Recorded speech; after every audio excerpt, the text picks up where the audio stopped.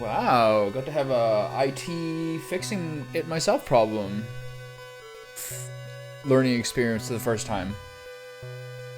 All day yesterday, I was getting like 45% drop frames to YouTube, but Twitch seemed fine. And then the same thing was happening today.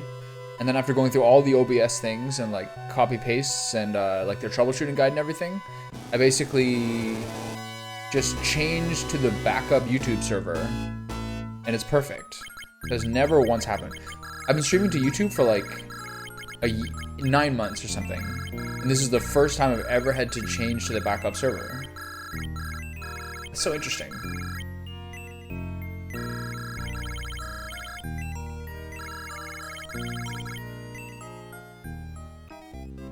Wait. I should be on chapter 8. What happened here?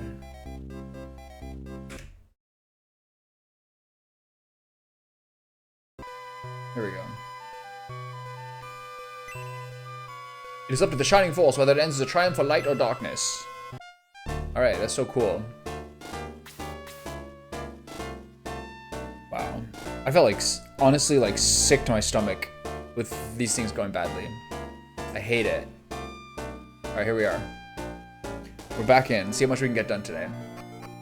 Iliad Runefast. Oh boy, here he is. The final character. I am the Ninja Hanzo. I shall join your battle. I await you at headquarters. Thanks, pal. The cadets have all gone away. I don't know where. Wow, I'm so happy. Dark Soul is gone. I'd feel better about it if I knew what he's up to. Yeah, fair. Emperor Remledu. There's the castle. You are welcome here. With Dark Soul gone, we are at peace once more. Okay. Town setup's kind of confusing. This is headquarters. Please make yourself at home. They all love me. We're back, baby. We're so back.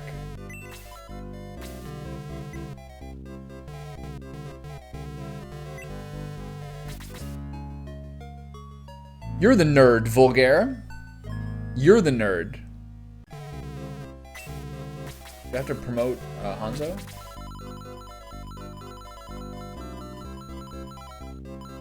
Oh, he's a level 14 ninja. We're doing good. Okay, let's save the game. Alright. I played some Deadlock last night. I played Deadlock with 2 of my friends who are like FPS game aficionados. I've never played a game where I had less idea what was going on my first attempt. Again, MOBAs are always like pretty confusing, plus a MOBA with like FPS elements. Holy cow, I got blasted.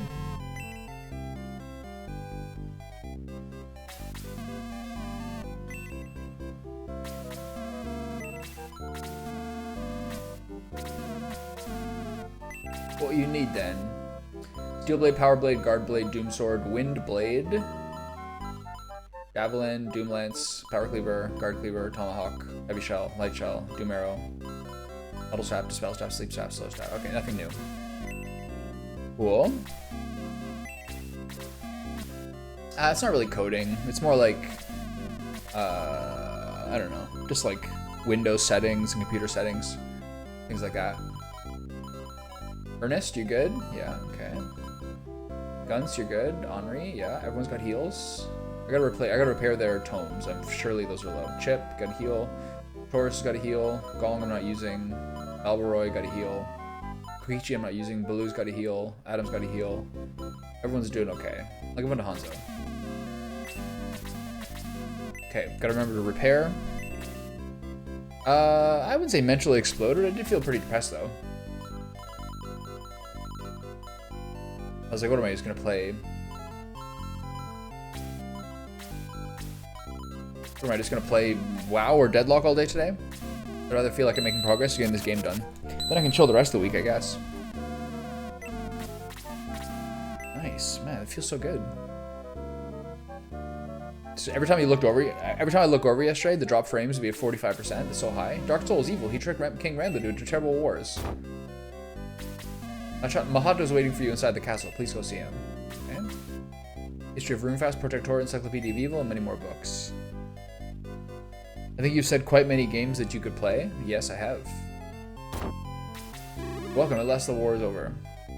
I just mean like I would have played it by myself, you know what I mean? Just in terms of like games I want to play like on stream, I'd rather get progress on that than just kind of like to some degree waste the afternoon by playing games myself, which is fun, but it doesn't feel the same. A castle's like 100 houses, monsters all over the place. Okay, so before I go up and in here, what's over here? Who's this guy? You freed us from Dark Soul, thank you. Did I? Did I do anything? Mahata once told me a legend, would you like to hear it? Yes. Runefast and Guardian are twin cities built to protect the Castle of the Ancients, okay.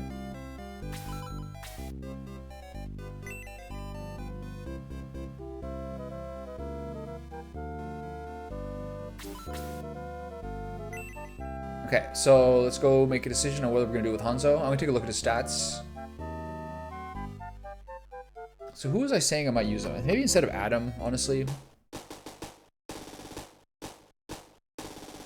Adam seems a little bit slow to be useful. Oh, so let's go look at the status instead.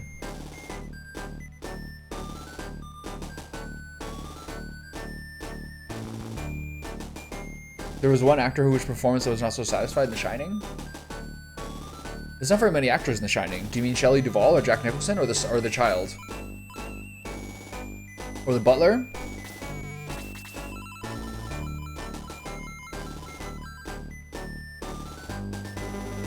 That's all I can think of. Blast, Dispel, Desoul, Shield. Blast, Dispel, Desoul, Shield. I don't find any of those very useful. Okay, I'll stick with who I have.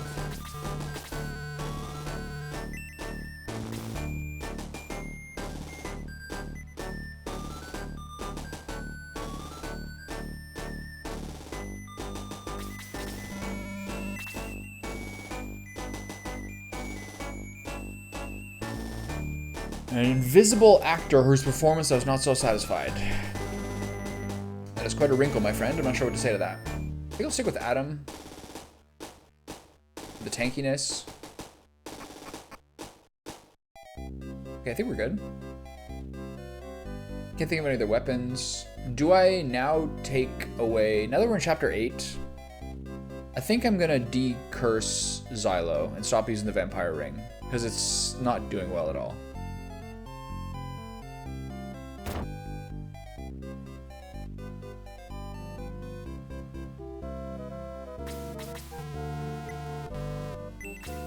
Oh, the music?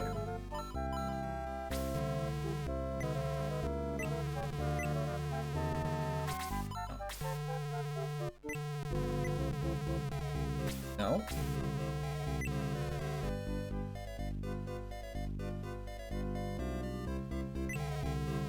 Okay, I'm gonna heal Zappa. I don't think this ring is worth it.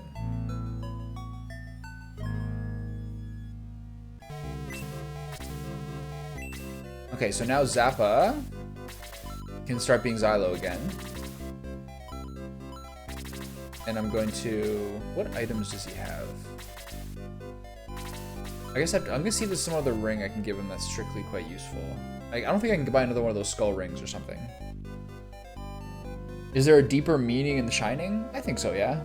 I mean, most people's sort of like standard view of what The Shining is about, I don't know, isolation, being a bored writer, some things about like native burial grounds.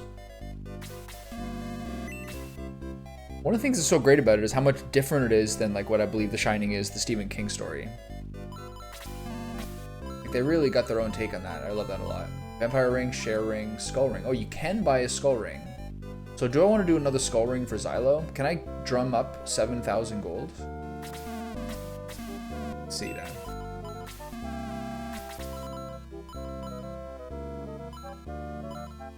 I bet I probably could.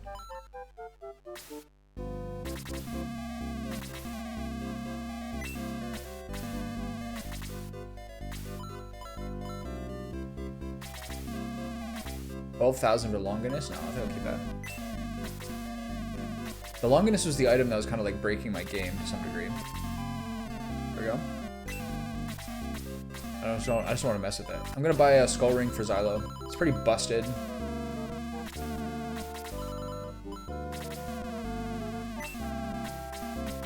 Okay, sweet. That'll make the game a little easier. Maybe too easy, but this ring is just so like dispiritingly bad. Okay. But was Jack really the caretaker the whole time, or the hotel owner? I don't know.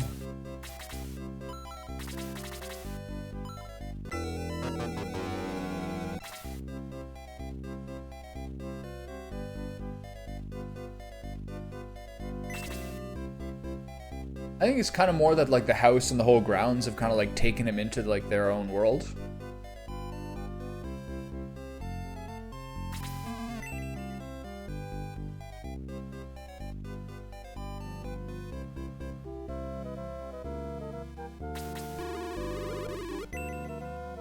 It looks like there's probably going to be a fight inside the castle.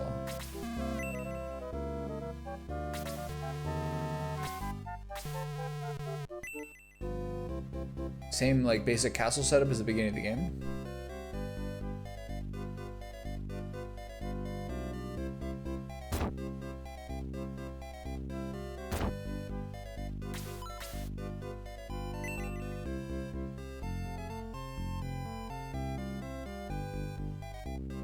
So did you like it?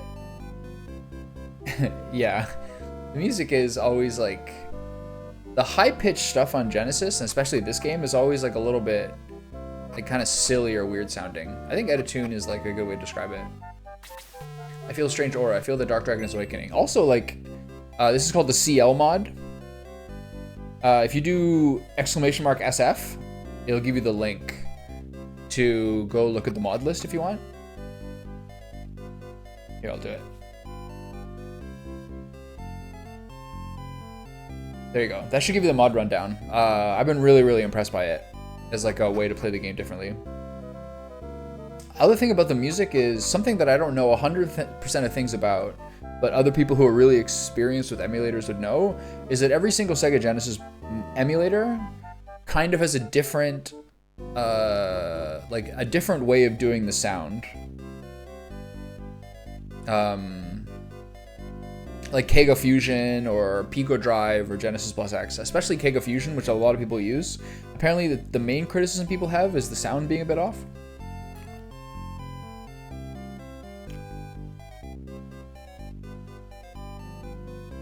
Have you done mods for other games besides the original Shining Force? I tried the Brothers mod. And then it like had an irredeemable crash in Chapter 6. That was a couple weeks ago. So then I restarted with this one, which is a little closer to what I was looking for.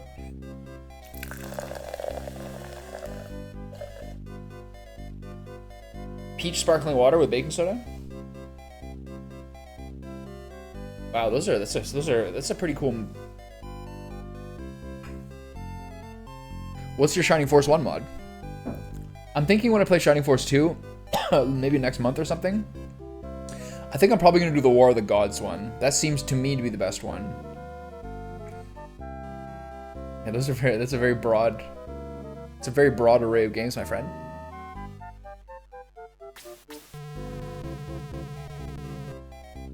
Generally speaking, my ROM hack experience is pretty limited. I started with Final Fantasy VI Brave New World, which I played in December. Just generally speaking, mods that are like an update to more complex gameplay mechanics by kind of more modern standards without drastically changing the game tend to be the ones I've chosen. Like 16-bit games often had difficulty like kind of differentiating characters and how to make them feel unique to each other. So people who work on that tend to be the mods that I'm most intrigued by. That's sick, man. That's a lot of stuff. How do you like using the SF editor? Did I like it? I'm always getting analytical my thoughts if I'm thinking that, did I like it? Well, I guess, did you enjoy the experience or not? There's no time to lose. Thermus. Dark Soul has gone to the gate. You must follow him. Go back through town. The guards will let you through now. King Ramladu will try to stop you, for he is Dark Soul's creature now. Fight well. You are the only one who can defeat Ramladu. Alright, it's pretty straightforward. I don't think I'm going to use Hanzo. Hanzo seems to be mobile and effective, but his spells don't really seem to blow me away. So I think I'll probably keep using the redone Adam.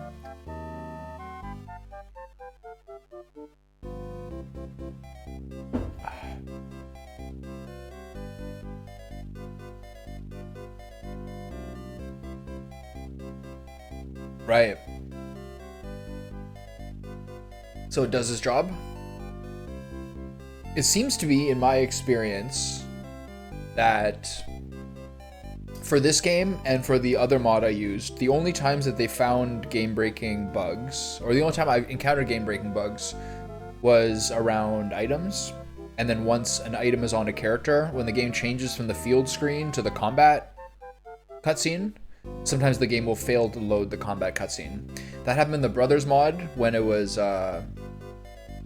when there was just like, it seems to be like a changed item that wasn't in the original game. And in this one, I got in the tower battle at the beginning of the second battle of chapter 7, the tower battle, I got the spear that replaces the Valkyrie during the battle. And then I got another copy of it because the chest was back to being filled up as I returned back down the tower after Dark Soul and Kane's cutscene. Then I had 2 copies of the spear, and then when I used the spear on Gunts, the game blacked out. It does its job okay, but when doing really complicated cutscene stuff, it runs at like 1 FPS, which makes setting up scenes really hard. Yeah, so I guess it's pretty limited in terms of like how much you can actually change the story of the game. Kindan no Hako. I'm gonna look into the mod you made.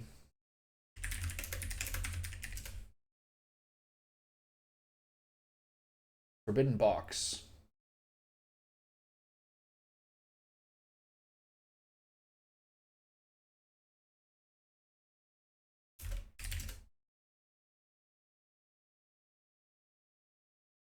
This is you. Here we go. From a year ago. It's a randomizer. Do you get analytics from the site? Oh, you can change the story a lot, just not cutscene stuff, I guess. Does this site give you analytics of how many people download it? 2,400. Nice. Sick. This is a true randomizer. And you use Kega Fusion. Yeah, it seems like most people use Kega Fusion. Damn.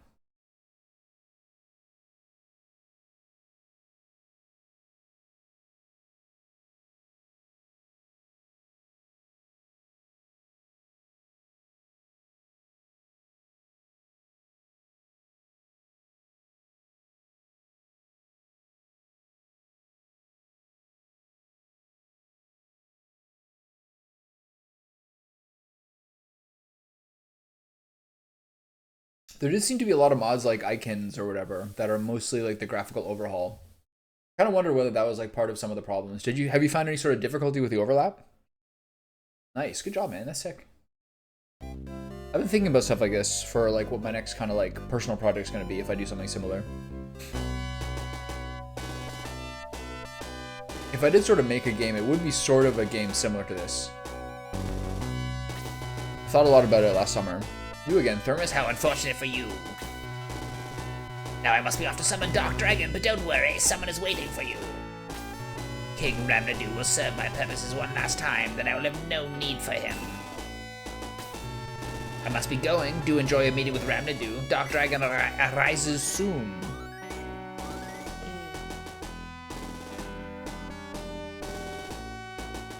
Yeah, I would do a tactics style game, probably like in kind of the Shining Force universe, if I made my own game. Something similar to this. So Trevor was right. The King Ramnadu battle is the first one. It's not the second last one. It's the first one of this chapter. Interesting. Long have I waited for this moment, Thermus. Prepare to meet your death. Oh, this is the 2-parter. There's this one, then the robot battle. Damn. 1, 2, 3, 4, 5, 6, 7, 8, 9, 10, 11, 12. Everyone's here.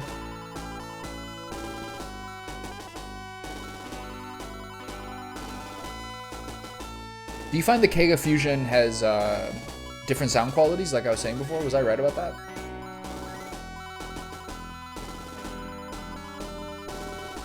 Okay, so this is a double battle. Alright. So Trevor was saying the Blue Dragon battle is the last one. So this is I guess there's probably 4 battles in this chapter. You think that I playing this game 2 years ago, I'd remember all this. Yeah, we're getting like kind of late game here. Okay, so how strong are these guys? Any spells? Very high attack. These guys have guard cleavers now, so they're tankier. Okay. I assume they have the Tomahawk to enable them having that 2 range spell they use. I find Fusion to be one of the better sounding emulators a lot of the time, but I'm really a connoisseur. Yeah, yeah. Most people like using it. One of the guys was saying they used it so much because it's just so fast to get into the mod compared to RetroArch. Like Kega Fusion, you get the game started up pretty soon. Okay, tend to be a little bit slower here, especially with Ernesto, public enemy number 1. Yeah, I'm wondering why they have the tomahawk here. Because this guy's got the single normal attack. He's got the 1 space normal attack and then a 2 range Gatling gun shot. Yeah, that makes sense. In this battle, do I have to loot the chests in battle, or can I loot afterwards?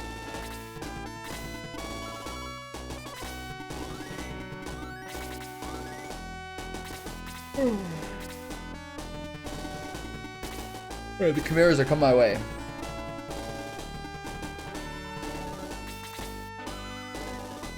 Okay, nice. Thank you for that.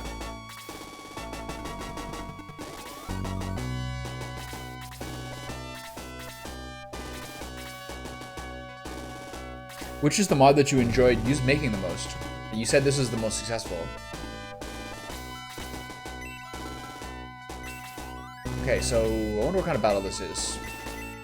Are they gonna rush me, or do I get a chance to move forward?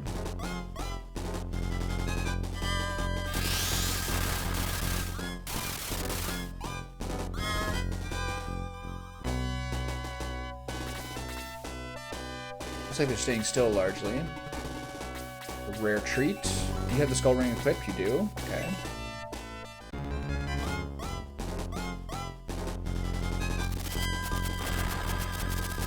I definitely see what's cool about randomizers. If I'm gonna play a game one time through each one, I'd kind of rather have like a more so like a gameplay overhaul and update. But for someone who really loves a game, wants to play it often, I definitely see the advantages of a randomizer just for like the replay value. Arden's Armatura and its big gimmick is that the story changes entirely based on player decisions and character progress. You get different battles and locations, etc. It's amazing. That's like the ultimate complexity, like getting into writing. You sort of switch it into like good and evil style playthroughs, or is that too simplified? That's the kind of stuff that really interests me.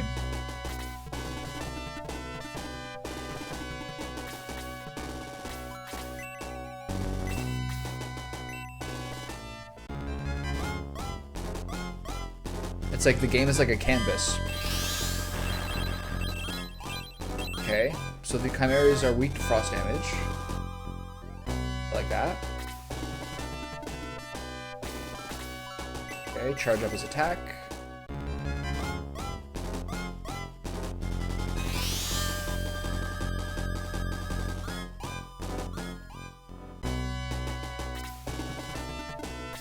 Blue having 5 moves, feeling a little tragic, but whatever.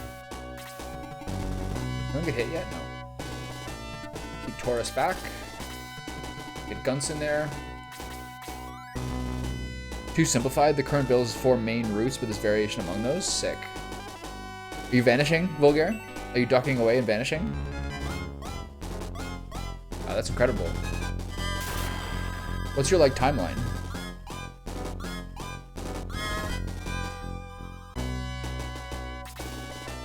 Okay, the horsemen are coming in with their long range.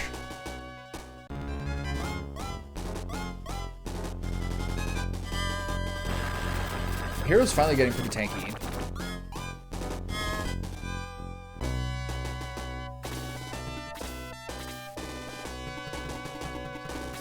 Do you know if it's possible in the editor to make it so the music continues after each cutscene? It doesn't restart?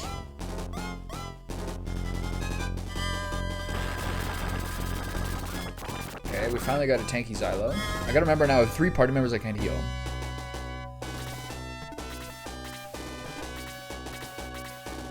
Nice. How long did it take you to make overall? Right.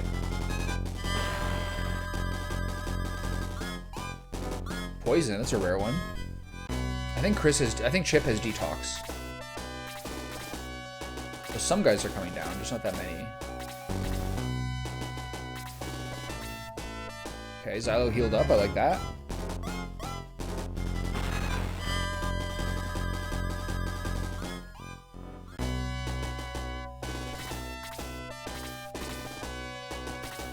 Generally speaking, the things I've enjoyed the most about this mod have been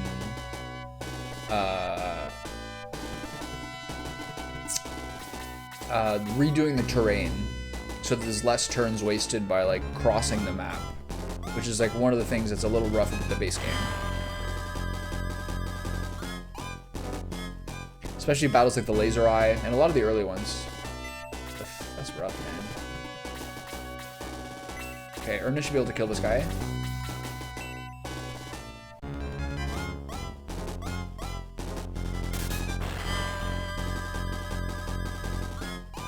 I mean, that's a pretty quick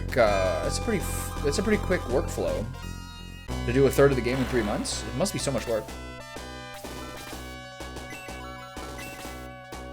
Okay, can she kill this guy? I don't think so.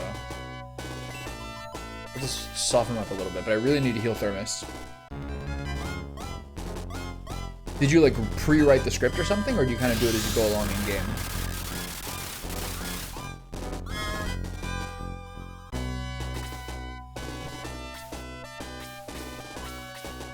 Alright, wrap it up, folks.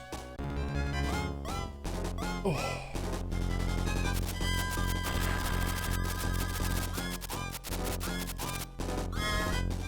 XP, I love that.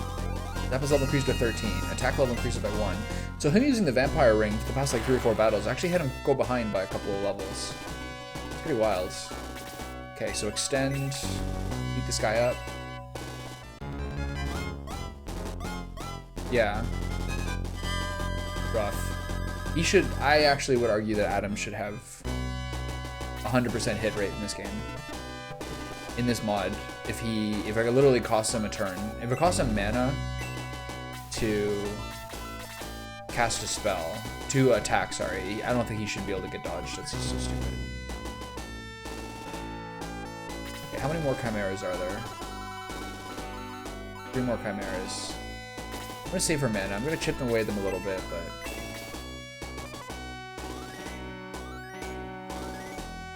yeah, makes sense.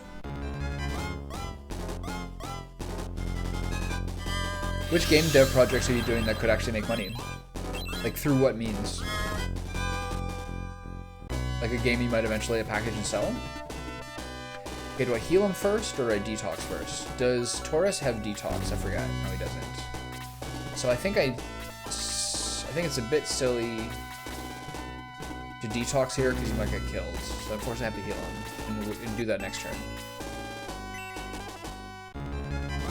Otherwise, him being a 23 is a bit risky.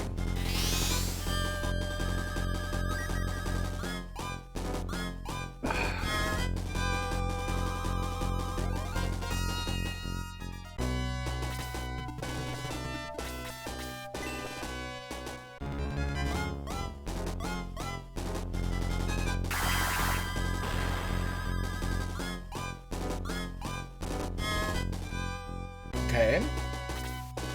So no one's really getting pulled here. So we can continue to kind of attack and chip away at people, which is good. Those skeletons will be very, very tanky when we get to them. I'm sure there's going to be some points that it's going to start pulling and triggering guys to get aggressive on us, but for now, it's a slower beginning than what most of these battles have been like. Sashi's too slow to get anywhere this turn. These guys are staying put. Did anyone take a damage? It was Xylo, right? It's fine.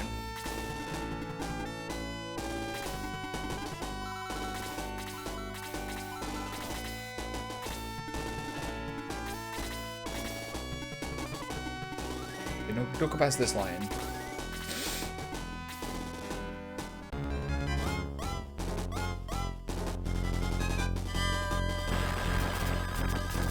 Yeah, you got a full docket there, my friend.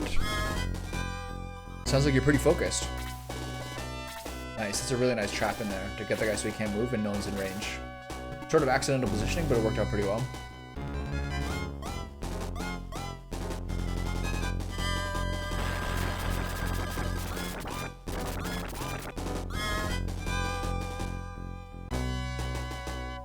Yeah, I know what you mean. It's easy to do like... Creatively, it's easy to do like 3/4 of a project and then leave it sort of like just almost done when it starts to be a little bit more reduced satisfaction. I've had that problem before. A 3D SF-like engine. Have you ever played Shining Force 3?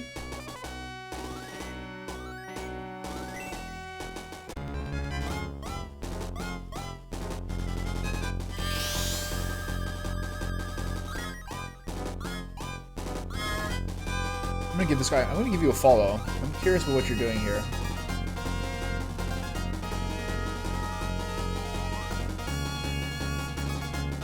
Might be some benefits in our feature. Chips level increases to 15. Attack level by 3. Maximum HP by 1. Yeah, basically, most of the reason I'm playing Shining Force 1 and 2 over the next few months, which are like games I've played a ton of times before, is to ramp up to finally playing Shining Force 3, now that there's like a new version of the translation project.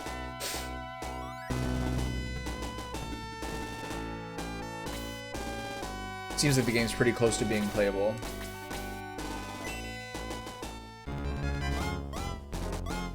That should be, yeah.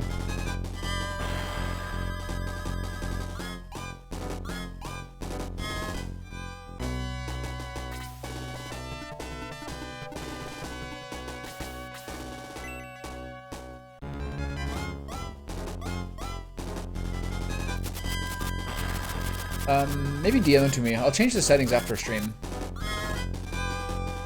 Maybe it's subs only or something. I'll have to look into it. I got affiliate a couple of months ago, so there's a lot of sort of like personal settings I haven't quite done yet. So the triple asterisk is what all the scam accounts get. Interesting. Okay, I'll do that.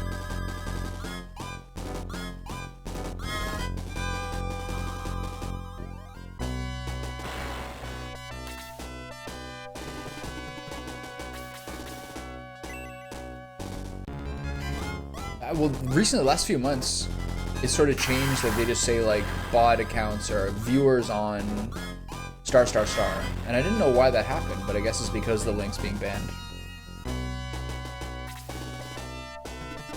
Maybe there's ways to set it to like, maybe there's ways to set it to like follow for so long or something like that. I'll look into it. I know there's like some nuance to it. Where do you think the best like sort of community is for like the mod hacks? Is it like one of the websites, or is it more on Discord, do you think?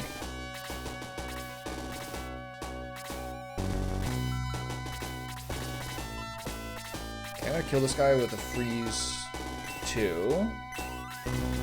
Can't reach him. I'll do freeze 3 then. Can't. Interesting. What's going on with that? Oh, they just can't go through the wall. Interesting. I've never seen that happen before. Yeah, I have automatic moderation turned off too. I'm surprised with the links thing. Can't imagine it's something it's not something I really care about that much. Do you stream yourself making the game, or do you stream yourself playing other games?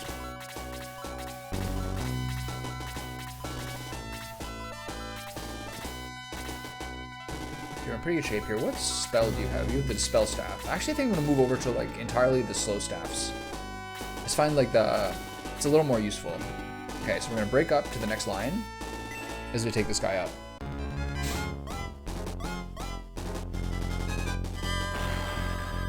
Okay, Guns is feeling a little weak, but can't do much about that.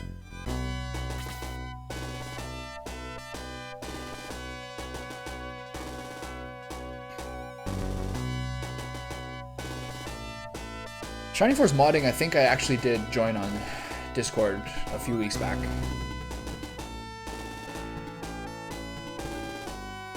Mostly I was kind of like looking for like a variety of what things I could use.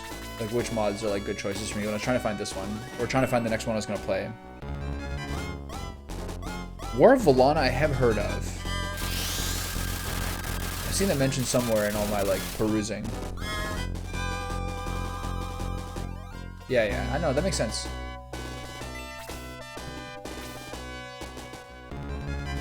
What games have you been playing?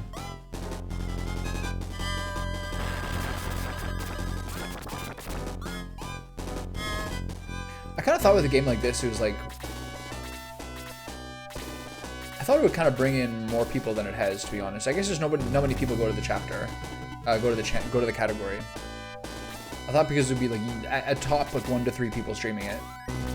But most people pop in, but not many people stay. Twitch, generally speaking, is like pretty, I guess, kind of ADD-ish to some degree. And people are looking for like a pretty quick fix a lot of times.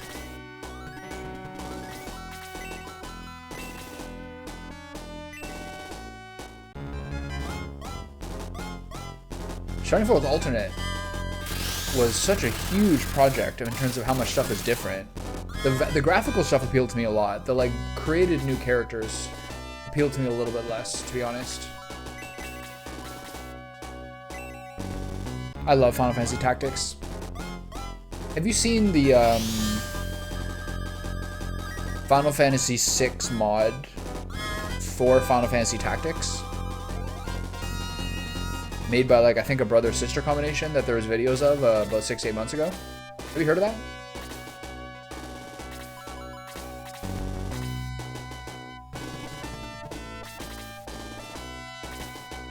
Okay, so do we trigger any enemies? No one's moving yet? Okay.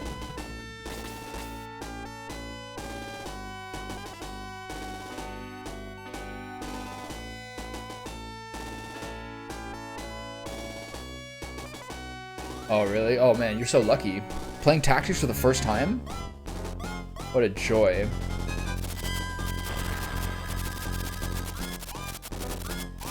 Aesthetically, one of like the all-time great games. Graphically and music and sound-wise, just like the whole like the theme of the entire game is just so incredible. Okay, so how do I set this up best? I guess I'm gonna bring a broad space across.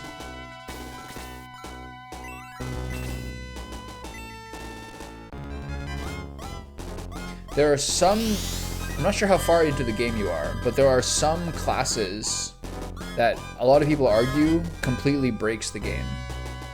They're often offshoots of the caster classes. And they're very, very fun, but sometimes they sort of make the difficulty somewhat irrelevant. It's been honestly less fun than I hoped. Some of the difficulty spikes in the story really put me off. Especially in the earlier parts of the game, there are some absurd difficulty spikes. And there's a couple of times, as people I'm sure have told you, there are times where there's like 2 to 3 battles in a row. And if you save between 2 of them, and something goes wrong, you're sort of essentially soft locked if you don't use multiple save files. Those are like often the primary criticisms of the game.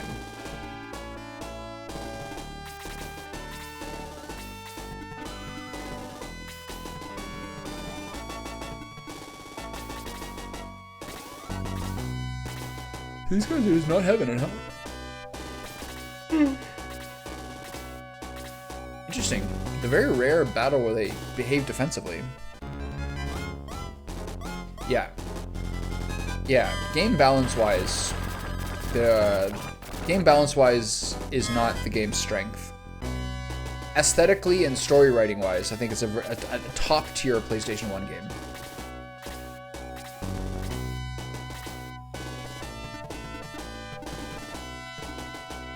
Okay, so do all these archers have the 5-range arrow?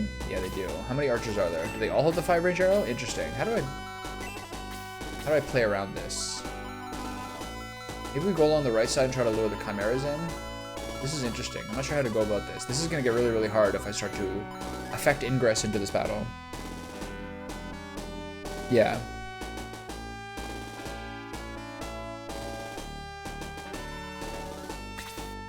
Yeah, that makes sense. This all sounds about right. Okay, so do I hold off and let myself get pelted a little bit by these guys?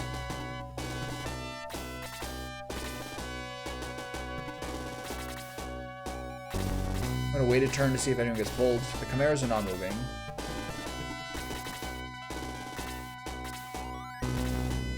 Neither of these guys. Interesting.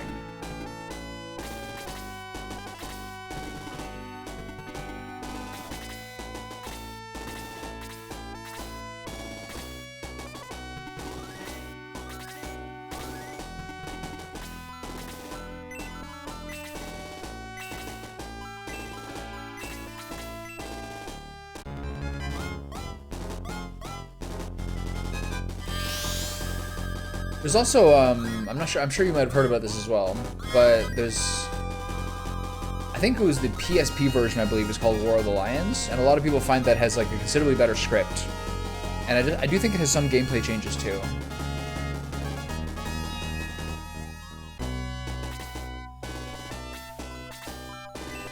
Okay. Let's ramp up to see whatever's next.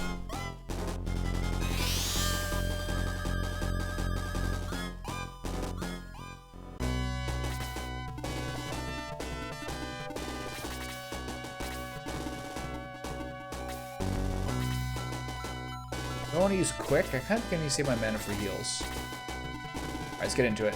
I guess we'll charge into the Cerberuses. Maybe I'll move a little bit farther forward, see what happens.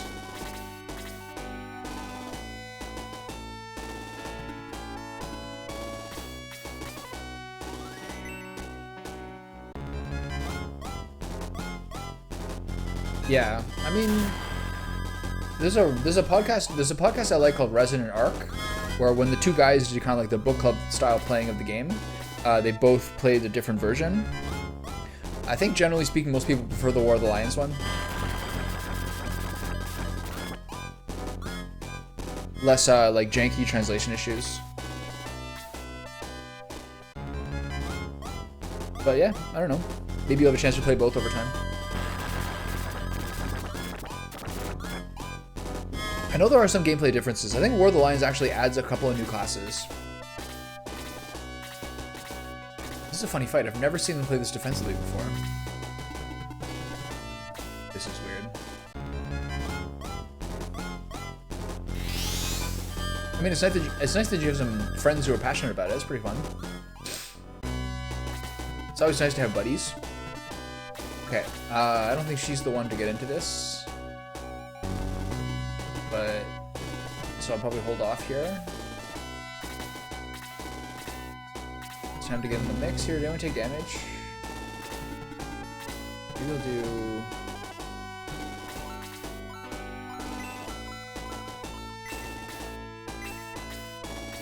I'll do a short mend on him. The smallest level of him. This should be 13. This should be good.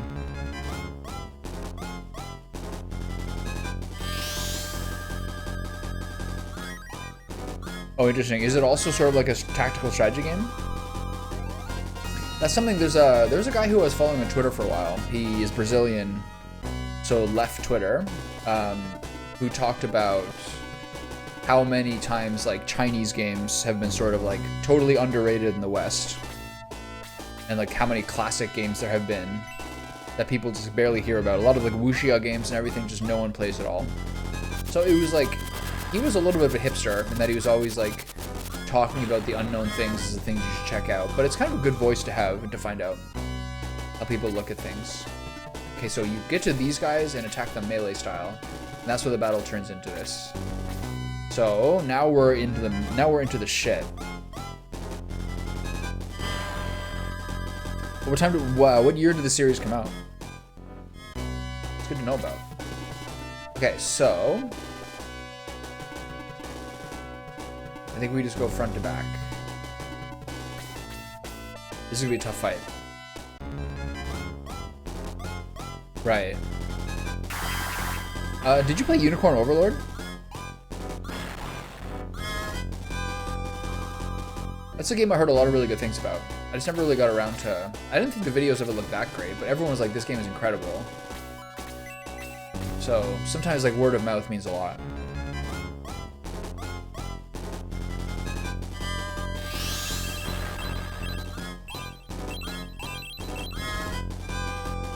Yeah, the video of it didn't look good to me, but like the general word of mouth was very high.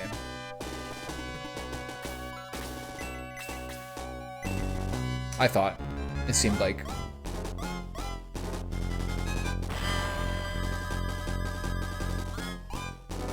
Adam's level increases to 8, speed by 2, maximum MP by 1. Nice. Him getting to 12 is a huge difference, I think. And then, what do you think of Larian games? In terms of like other sort of straight up strategy games, like Divinity or Baldur's Gate 3, etc.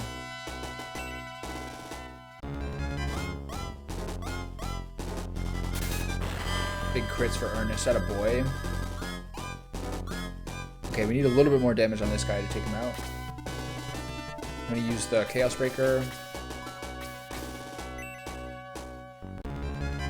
Yeah.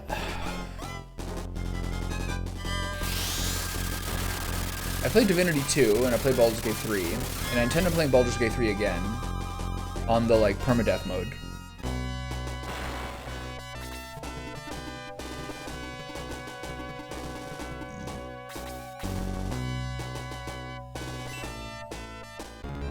Customizability really appeals to me, and like how much like environmental damage and how much you can play through the environment. Those things have been really fun. They almost have too many options in some ways in terms of how to play, which sometimes makes the balance feel a little wonky.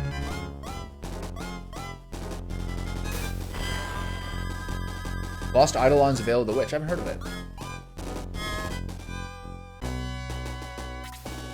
Let's take a little perusal, shall we?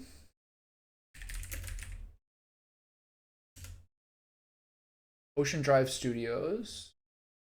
Never heard of them.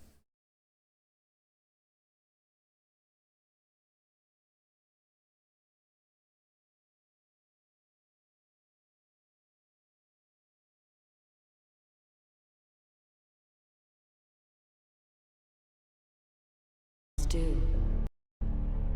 And for those who accept it, there is power.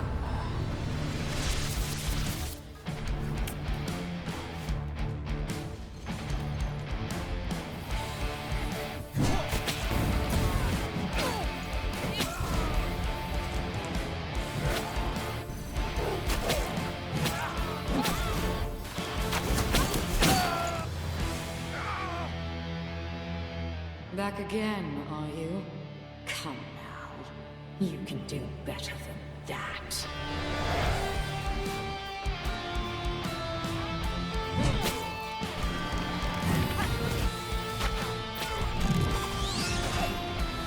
Okay, that was probably the first indication of the roguelike element, those cards.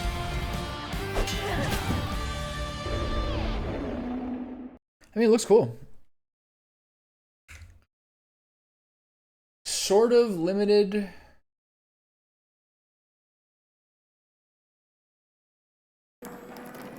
Views of what's actually happening. Ash actually heal. Emil. Looking a little low. Pretty grid At based. least compared to. Yeah, I can see the benefits here. You seem to really like the single genre, right? There are roguelikes which really appeal to me for sure. There's just so many of them now. Just generally speaking, it kind of speaks to the fact that it really feels like we're in a very vibrant indie era.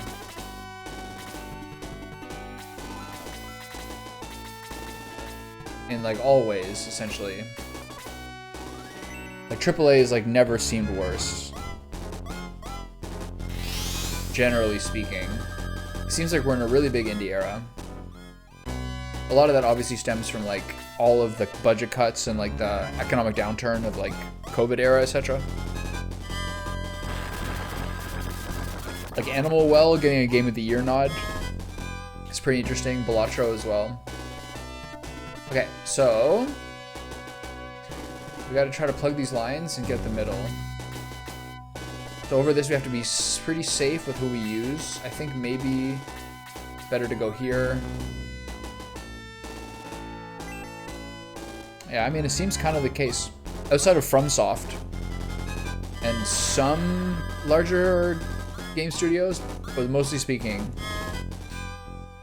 even the ones who are making more big budget games also almost tend to be sort of like borderline Kickstarter, Patreon based companies. Like Larian did like alpha access for years to help fund Baldur's Gate 3. They Kickstarter Divinity Original Sin 2, and now they made one of the biggest games of the year last year. Yeah. Well, Elden Ring was, but the rest of their stuff wouldn't be. It's kind of like some have grown. The companies who, yeah, I guess that's basically what I'm saying, is the companies who have done good AAA are the ones who have grown into AAA with only the few most recent projects. Not like the gigantic monoliths.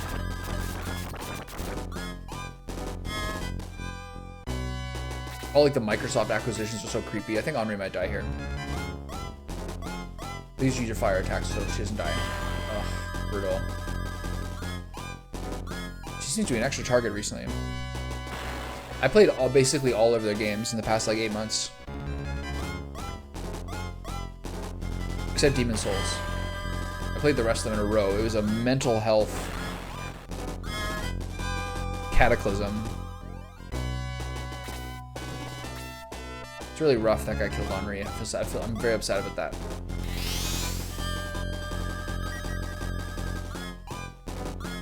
So this battle, what I probably should have done is spread out my melee units to choke the main points here. Positioning wise, stacking Musashi and Guns and Adam behind each other makes it a lot harder for me to protect my backline. So that was sort of the tactical mistake here. So you liked Lies of P more than the actual original games by the company? Sekiro was my favorite. By like a pretty big margin, I think. Just by my personal preference of what I like in a game.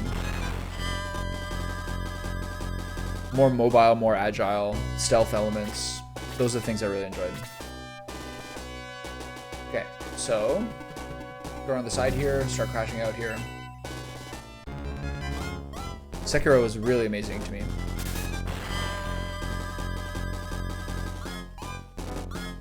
Yeah, I did really enjoy sort of like the side games rather than the front games. Like Bloodborne and Sekiro, I felt more about than the Dark Souls games. Elden Ring was great, also exhaustingly large if you try to play a fairly thorough playthrough. Like exhaustingly large.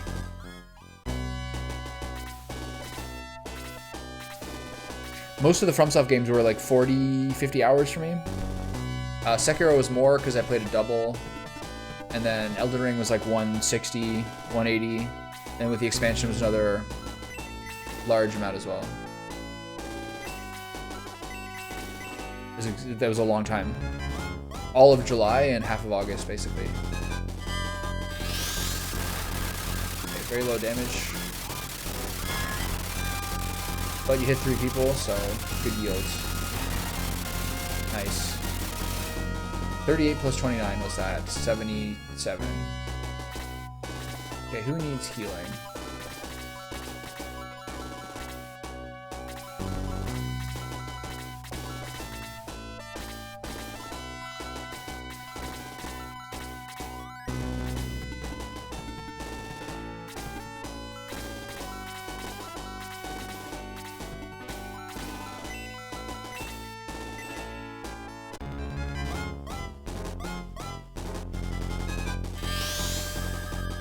Yeah, I wasn't too tempted by Shining the Darkness either. I remember like seeing it around and like trying to rent it as a kid, or playing on an emulator. Sorry, I don't think I ever rented it. But that's a pretty rough game to get through. I never really liked. That's such a '90s thing, but like I never really liked first-person dungeon crawlers. They're a little bit painful for me.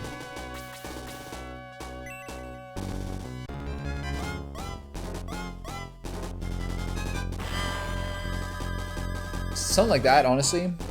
I talk about this pretty regularly, but like my favorite flavor of YouTube videos are like really huge retrospectives.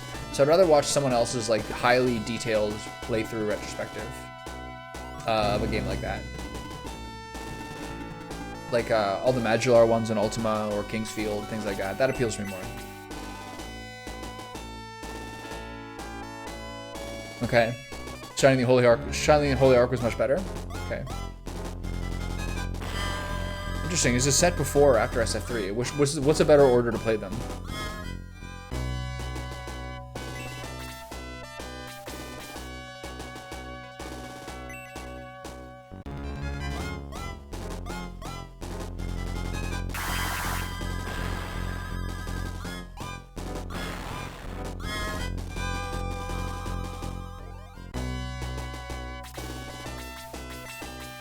I gotta hold this up. No, I gotta kill this guy. Can't leave Ernest by here by himself. Would have loved to crit there. Holy Ark takes place like 10 years before SF3, but I played in the opposite order, and I think it makes Holy Ark story easier to understand if you play SF3 first, right?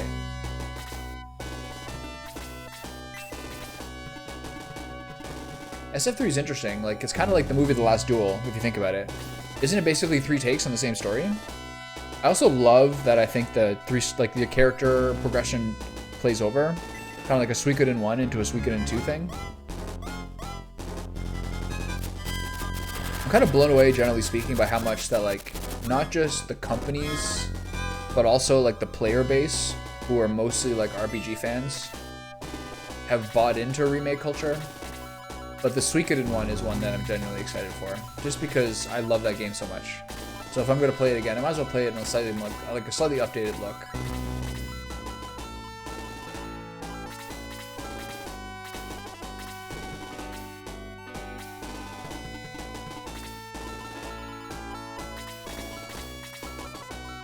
Someone really needs healing here.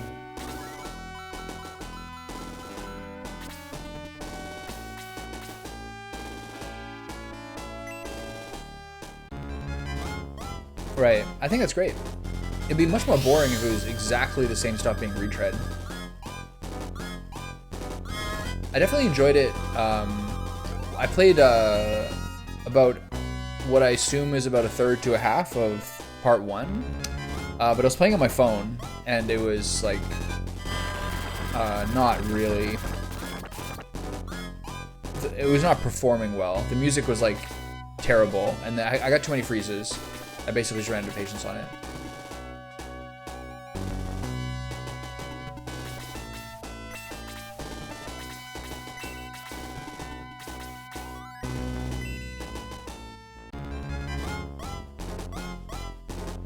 Right.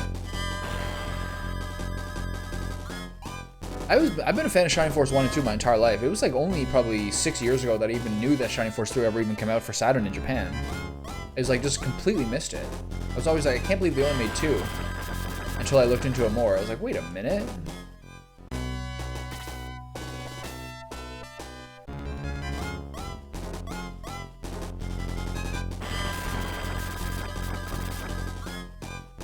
One thing I really liked is the sort of game balance to some degree. In that this is also something I really like about Shining Force 2. And is kind of applicable to Shining Force 1, but not as much, and is not applicable at all to this mod, is I really like games when you start out. Yeah, I know about Final Conflict. I know about those games, yeah. I've played Gaiden 1 and 2, and then I've been reading about Final Conflict, but I haven't played it. Well, no, I played the Sega CD version. Yeah. One thing I really like about Shining Force 2, which is also something I enjoyed about Shining Force 3, was how when you start the games, your characters all have like basically single-digit health, and you do like single-digit damage. I really like when games start that way, so that it really feels satisfying later on when you start to be really truly strong. I really enjoy that a lot. This battle's kind of feeling like stopped up a little bit here. I feel a little constipated. I can't get through all this.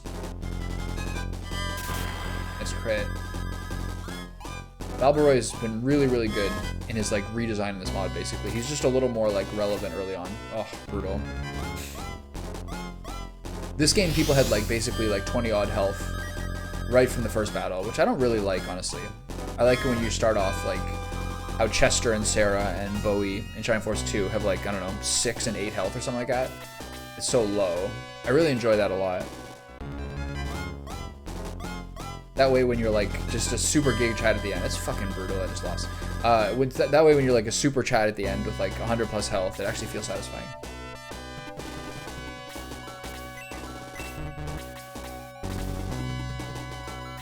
Brutal. I don't show this Adam thing. Maybe I'll move over to Hanzo, but Hanzo just didn't seem that appealing to me. He's more broadly appealing than this though. He's so slow.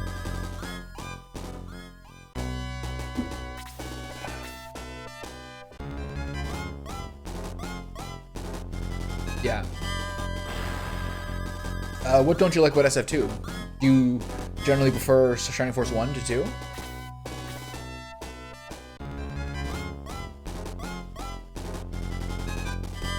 Quality of life wise and being able to navigate the open world more is nice. The alternative promotions I really enjoy.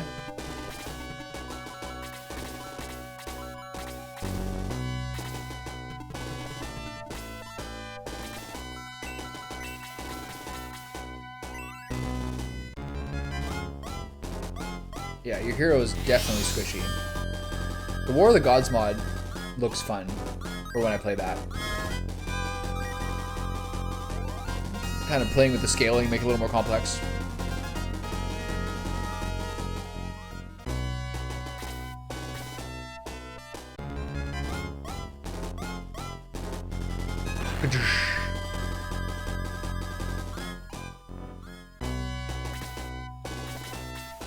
Okay, it should be a kill finally.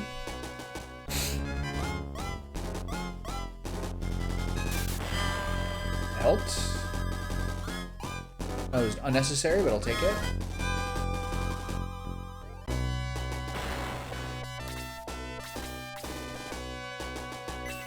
I'm gonna move him over a little bit.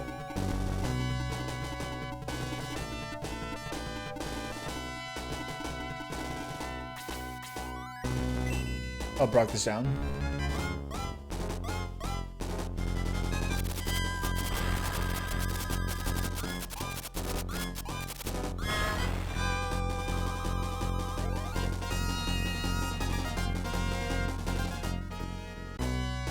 The art style is more childish, yeah.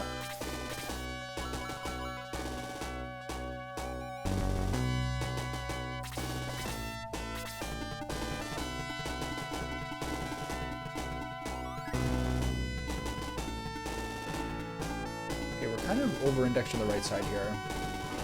There's very few people I can actually hit, so I might as well hit who I can. She has the slow staff? Yeah. I'm gonna use the slow staff on these two.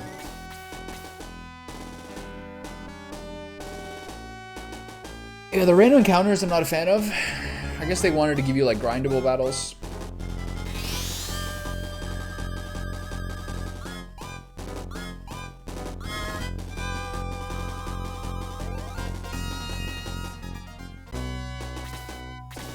Character-wise, you're right. That not anyone really has like much demonstrable character. I guess that's not really different than this game. If we're going strict comparison. One thing I was saying early on in this playthrough, which I do enjoy, is I do like the darkness of this game.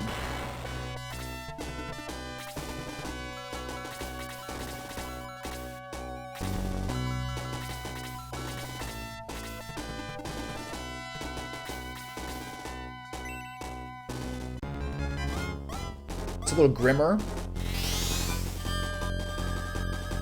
Okay, got a silence on this guy, that'll help. I can ignore him for a little bit, take some more guys out. Now we can finally kill this guy, I hope.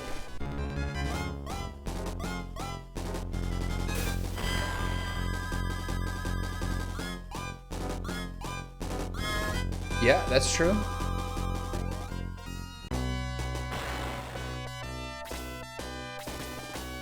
Less centaurs is nice. I like the summoner.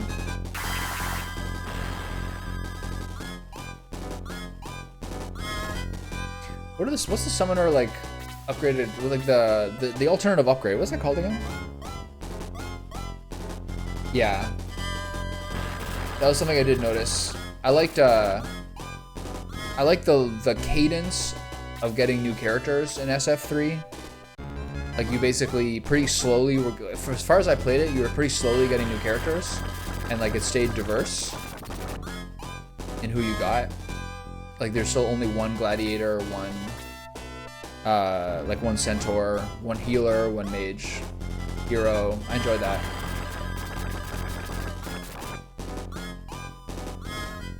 Sorcerer, right? That's the one. Okay, so these horsemen are going to be kind of a problem, but this seems sort of manageable with the AoE healing, as long as these like huge crits don't keep happening. Okay, we got to get in the mix here. Start cutting these boys up.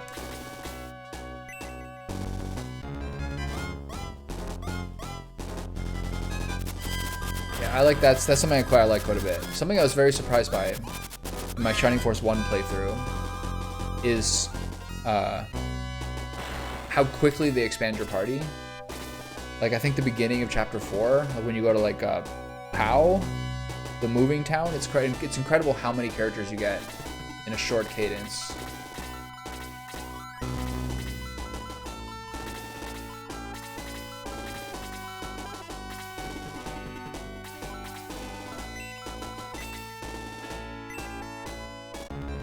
A bit weird. Most of it's like mostly charged through chapters 4 through 6 or whatever. There's a bunch in 7. 4 is just crazy. You got like 6 characters. Okichi, Gunts, Vankar, Ernest, Domingo. Yeah, I agree with that.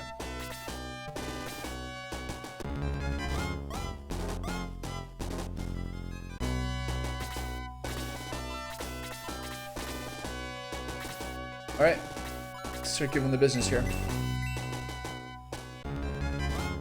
Okay. Oh, I gotta change my laundry over. Right back. Let's see how this turn goes.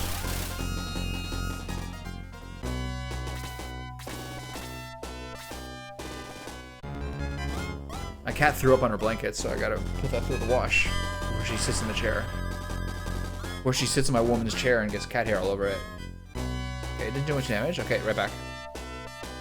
So glad the drop range. What am I doing here? Balboroy, you probably already used your heal, right? Yeah, we did. So I gotta find someone to touch up so he doesn't get hit, which is almost impossible. I'm not gonna go too far forward. I'm just gonna tap this guy from here and hope those guys can't reach him. I think they can, but we'll see.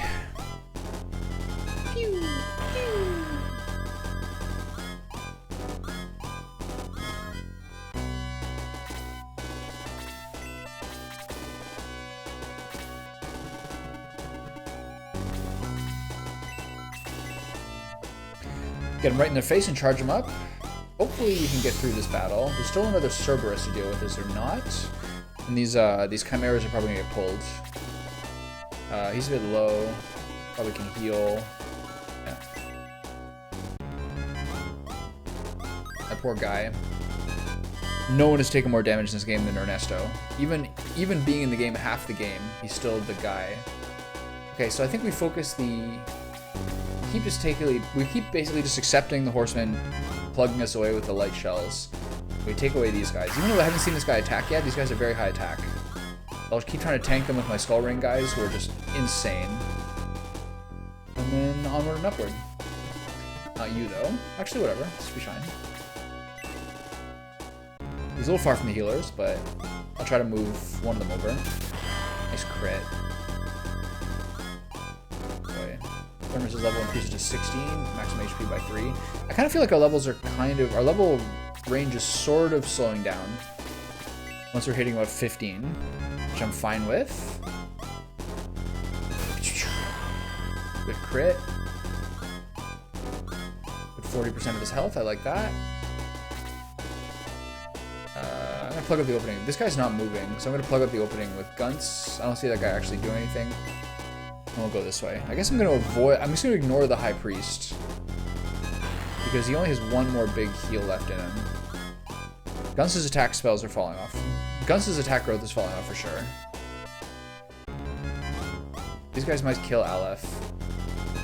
She can probably take... No, she can take 3 more hits just fine.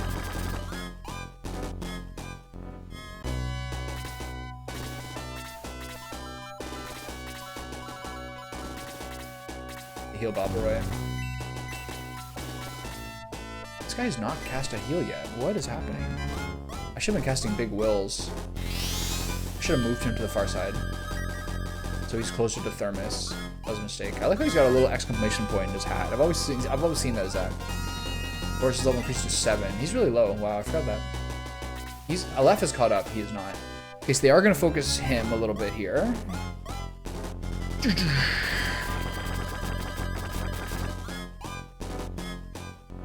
Hopefully it doesn't go too terribly for me. Should be fine.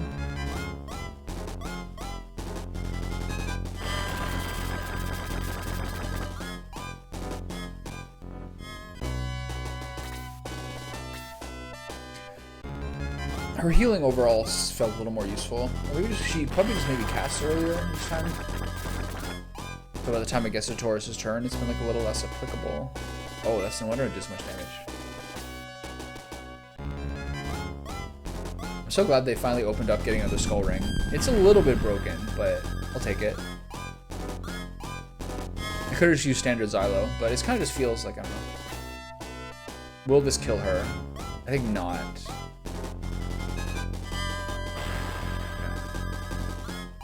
Okay, so maybe another horseman might finish her off. Depends who gets turns. This is a bit scary. This is probably the highest attack damage character in the game so far. Yeah, not bad. Second crit. Second hit with a crit would have killed him. Okay, so this guy just got a turn. So if we can hack down all these high attack damage melee guys, we should be able to mop up the horseman pretty simply. I prefer if Ernesto got a crit there, but hey man, wouldn't have changed life. So now I do the highest level aura I can on the two of us, and accept that Chip is now useless for the rest of the fight. Maybe I should have just used Mend on Aleph. That would have been the smarter move.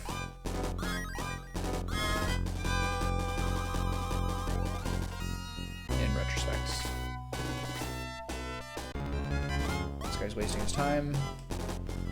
So he has a weird sort of aggression to him, I don't understand. So now they're coming in. Okay, so I gotta cover that arm skeleton who's in my back line. Oh. Jesus. Okay, keep cutting him up. Hopefully I can kill this guy here. I think he won't quite do enough. Didn't nearly do enough.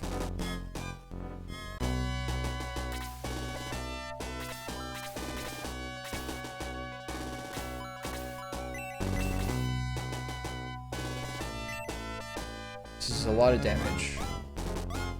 Total.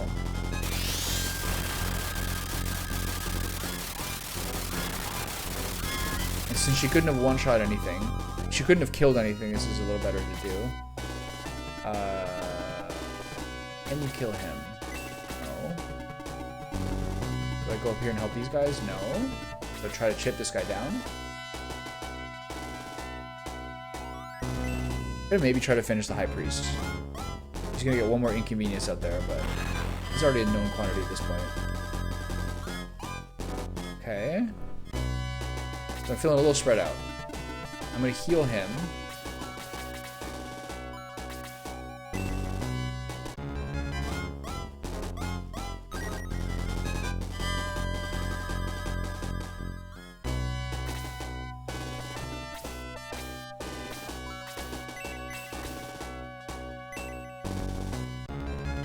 The laser shot.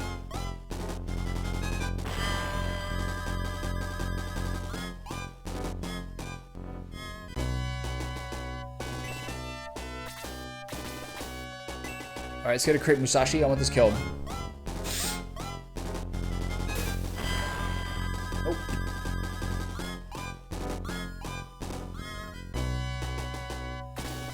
It's right at point soon. In order to avoid awkwardness where I can't kill this guy, I'm going to cast Blaze here. Unless Blaze does 7 because they're fire elemental, then I have made a terrible mistake. Yeah, okay. Good job, Thomas. Absolute tragedy.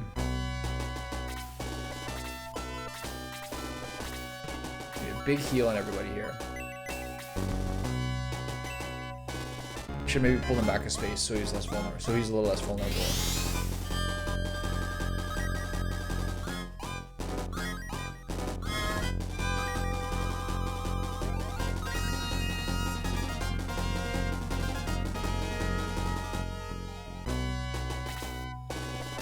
Things are a little stressful right now, but we're mostly on the way through. The reality is that like a lot of my squishier niche party members, like Henri, Balbaroy, these guys are often at risk, but the reality is that Blue, Xylo, and Musashi are so unkillable that they can probably mop up the entire thing themselves.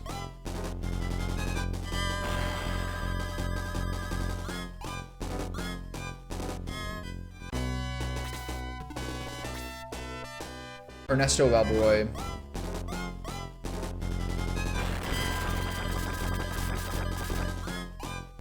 His health pool is so high. It really helps with how like doomed he feels. Yeah, if they want to hit guns, I'm all for it.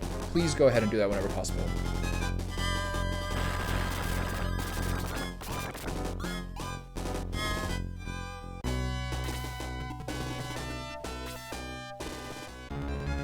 probably also fine. Yeah, he's really tanky now. Getting that skull ring, getting another skull ring is like all my money, but like there's literally no better use for it.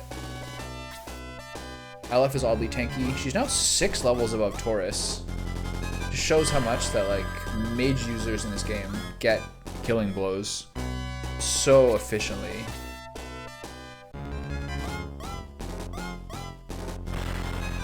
Fire attack probably would have... No, the fire attack would have probably still done less damage. That probably would have been 19 reduced by 25%. Okay, let's hopefully finally get this kill. It's a sad state of affairs that Chimera got another attack.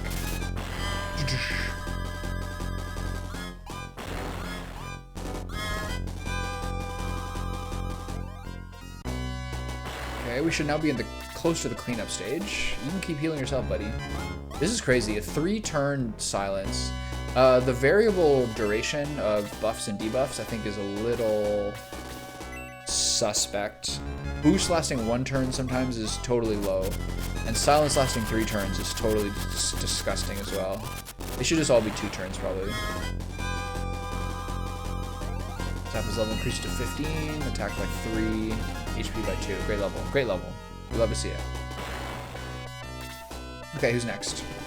Kill the... Cerberus. Probably get murdered by a horseman after this. But hey. Albora, you had a good run.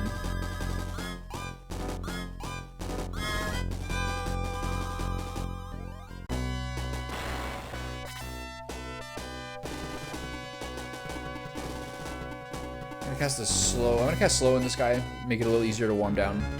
I gotta figure out who's gonna kill this guy.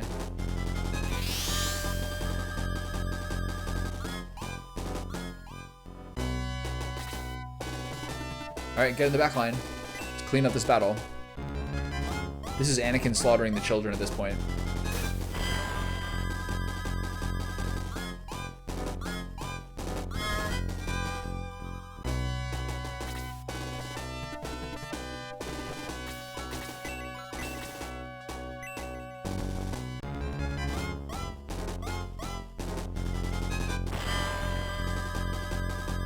Pretty damage.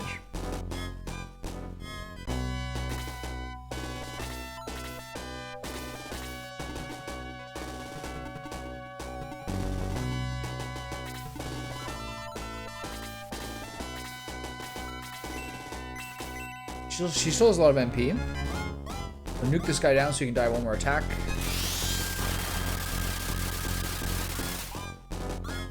Alice level increased to 14. Defense level by 1. MP by 2. Okay. All the relevant stats. I assume this will do about 18. Oh, 27. Wow. Very high damage. The boy's back in the mix. Can we kill that guy? Nope. Now we start slaughtering the younglings.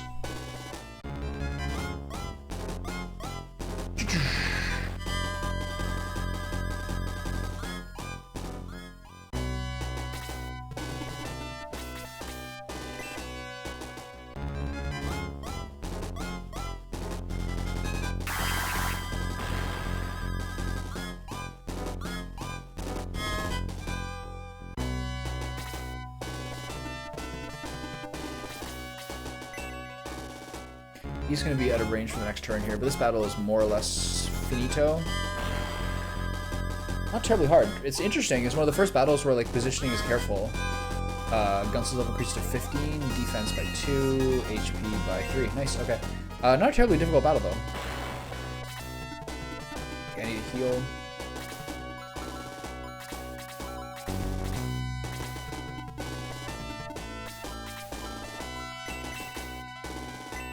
I just need to get as much experience on this guy as possible. He's got his main spells, but it'd be nice if he got a little more.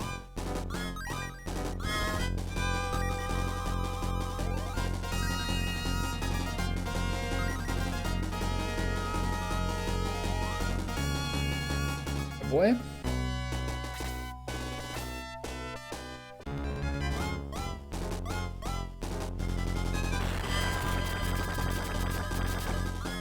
I wonder if everyone's steel sword is blood soaked, whether it's just Musashi's. Very cool.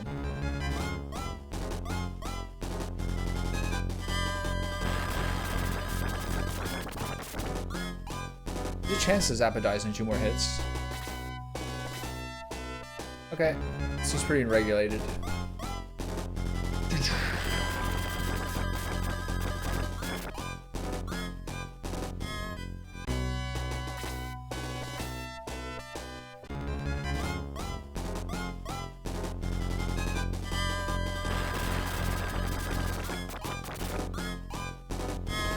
The one criticism of Shining Force 2 that we neglected to mention is that the central flaw of the game is that the main character does not have a unique animation for getting the killing blow on the final boss like this game.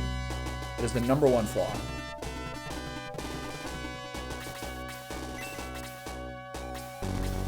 It's not even close. It's that one. Okay, so everyone's steel sword is bloody. Got it. It would be crazy that if it only gets bloody after the first time you use it.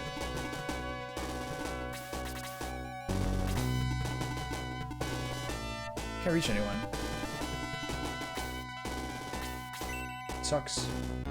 She is the slow staff, right? Can't win them all.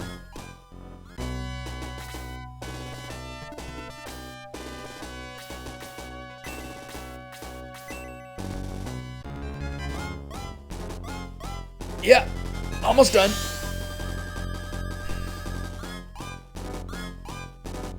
Slowly but surely. We're just at the routine cleanup phase now. I like the way they pull into this point so you can only hit one guy melee on them at a time.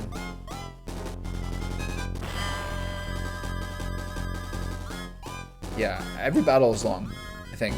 It might be just sort of like how the game works, but every battle feels really long. Like 70 to 80 minutes per battle on average. Like through chapter 5 through 8, which has been a little more difficult than the first half of the game, I rarely get a full chapter done in a day. Usually like 4 hours, but as long as I can stream this game before I get sort of tired.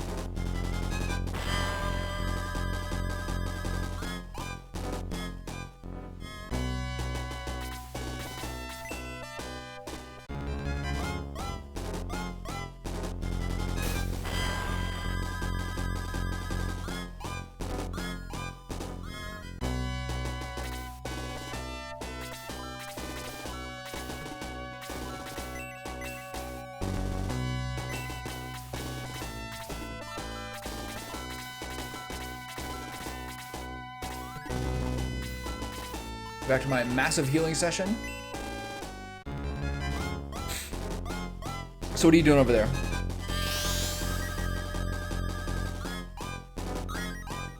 Mind bubbling over your various projects?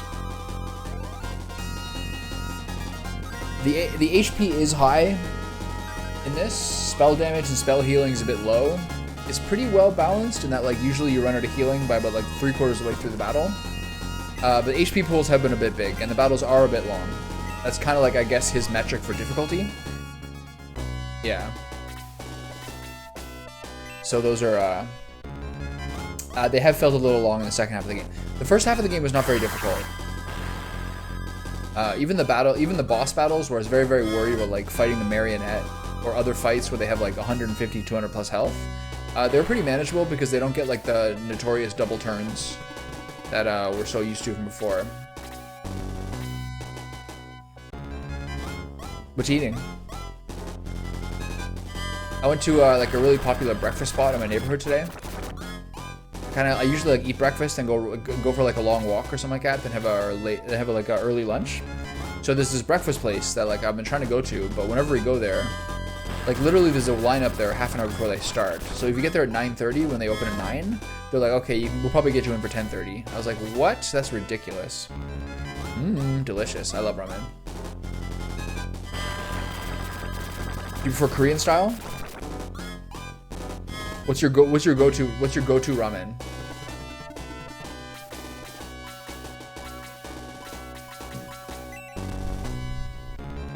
Yeah, it's just so ridiculous. So I went there today because it's doable during the week. I didn't have to wait, really. It's pretty good. I I basically got like they call it a breakfast slider, level 16, attack by 1. I got a breakfast slider, so it was like an egg patty and sausage, but the sausage was like a little different than what I'm usually used to. It was like 2 sausages cut in half and made like as a kind of like a single level, and then I don't know, lettuce and tomato, cheese. It was pretty good, a little greasy. And then you can do kind of like a la carte sides. So I got this like mashed potato, cheesy potato cake, which is crazy good. And then a fruit bowl, which was also quite good, very fresh. So it was pretty good. I mean, it's not worth the amount of time it takes, but it was still pretty good. The cheesy potato cake was really good. Very, very crispy, golden brown. Melted cheese all over it, and I just made a mashed potatoes, really good. Nice. I was just in Japan in June, actually. I went to Osaka. Of like the 3 major cities, Kyoto, Tokyo, and Osaka, Osaka was the one that we like got the least value out of, I think. We're only there for 2 nights, and compared to how much time and like enjoyment we had in Tokyo and Kyoto, it got sort of the short end of the stick. Nice city though. Maruchan ramen's good. I like Indonesian ones as well. Indomie, or like the higher end versions of them. I like the spicy buldak. I've always been a fan of that one. I thought even though it's really quite spicy, I think it has like really, really good flavor.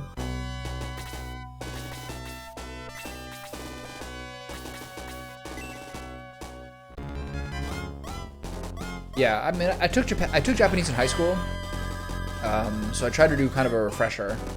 But it didn't really change anything, to be honest. No, having good Japanese.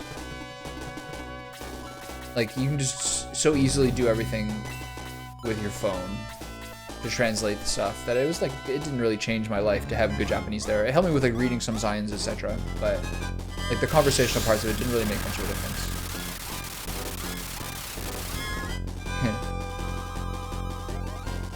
Yeah, are you sure you're going to want to keep studying in the middle of the night, or are you going to try to get back to sleep?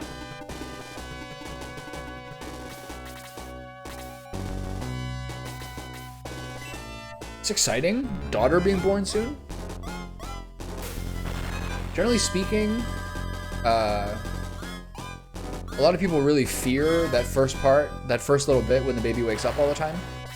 I think it's kind of important for most people to realize that like you just have to be kind of all hands on deck for about 6 months, and then it starts to level out. That's what most people seem to say.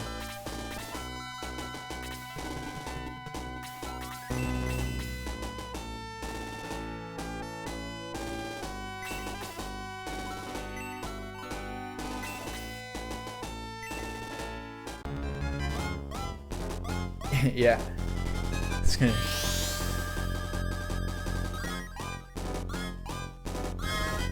The best argument I've read recently for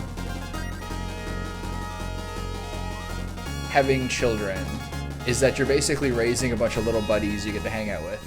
It doesn't always feel that way, and it doesn't always end up that way, but it's a great argument. Okay, rip Taurus.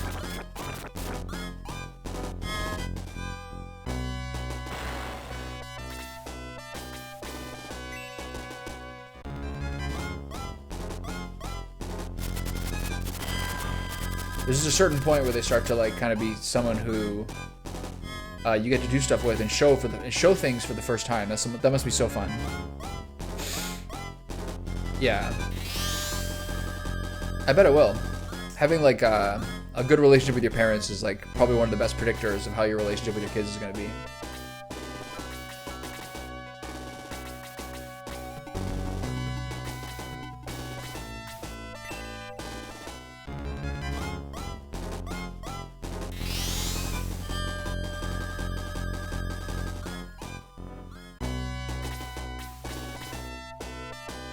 Less unresolved trauma.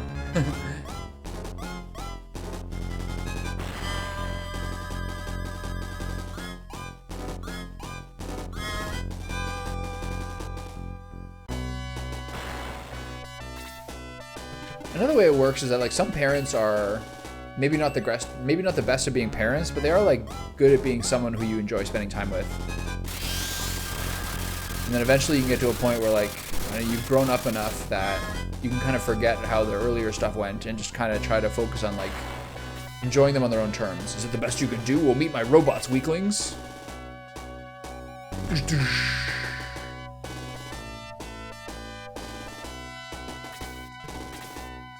Part 2.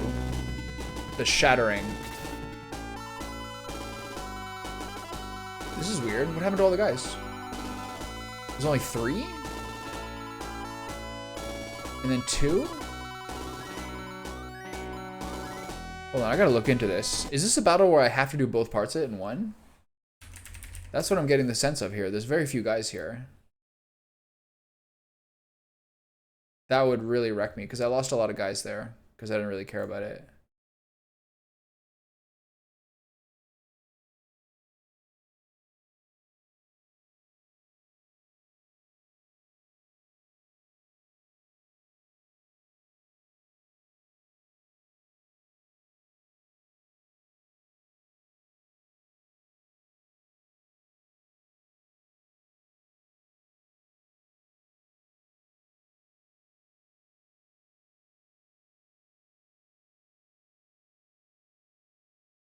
I think it really says here about it.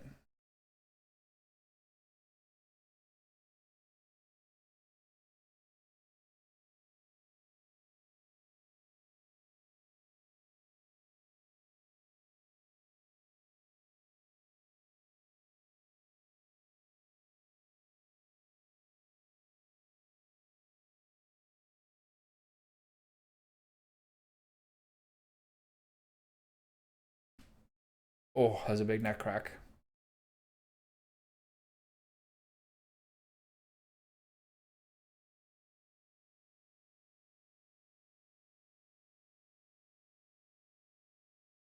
This part only goes to... You only do the battle rebalancing.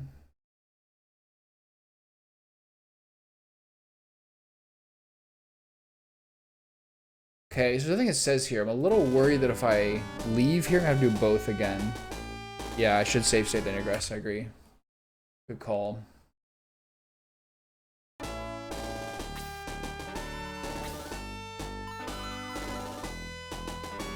I've still got all my childhood games too, so I'm looking forward to playing lots of Pokemon Stadium mini games and stuff. 1, 2, 3, 4, 5, 6, 7, 8, 9, 10. So I wonder if there's gonna be respawns here.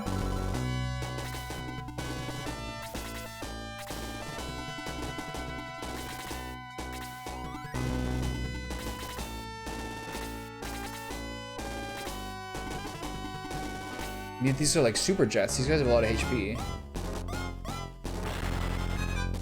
I could do it. I still have a lot of guys left. I think I only lost 2 people. But I did lose my healer. That was pretty tragic. So let's see how this goes. Yeah, I agree. Those guys are doing the same damage as before.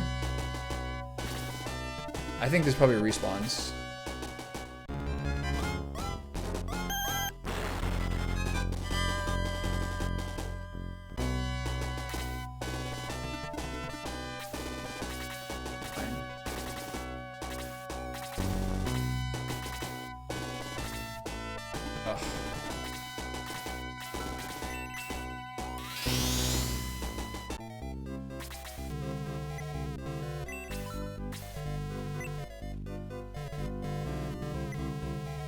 I only lost 2, so it's not that bad.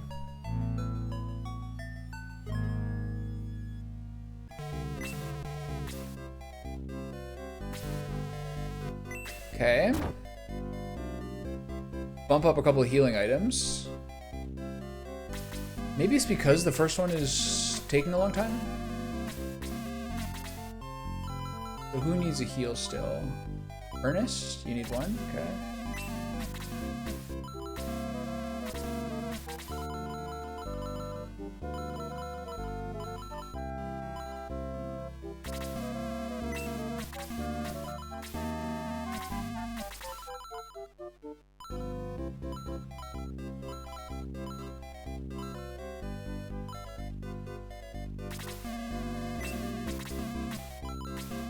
not sure about the share ring for, what's his name, for Taurus, whether this is the play.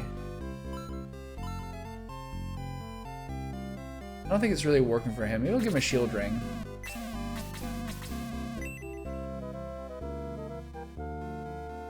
He's just too squishy. He's like the lowest, he's literally the lowest health party member I have. And the most squishy. So him getting the thing where he can only heal himself for 50%, but that healing spreads to other people. The argument makes sense that since he's part and parcel of a bunch of aura spells, the healing can splash off to other people. But the reality is that he's extraordinarily squishy. And my lowest and my most in danger party member. So I'm gonna buy a shield ring and give it to him. Where is he? And do I give the share ring to someone else? I don't think I do. It's just a little bit niche in how you use it. Very cool idea though. Your healing is cut by half, but the excess, some of the excess is spread to other people. Very cool. That's a good question.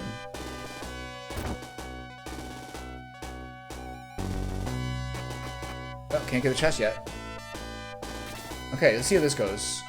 I suspect respawns are my future. They don't have much health. Their health is slightly buffed. He probably has a lot. 346, yeah. But no special skills or anything. And then 3 here. These guys are the same as before. So let's see how this extremely nerf battle goes.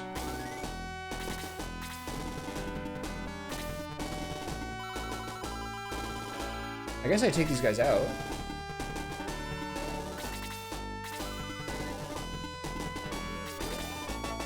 There's gotta be respawns here.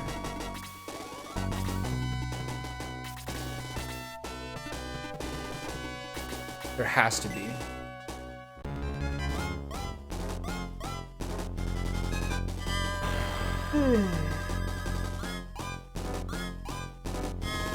You should maybe check out the patch notes for this one at some point if it interests you.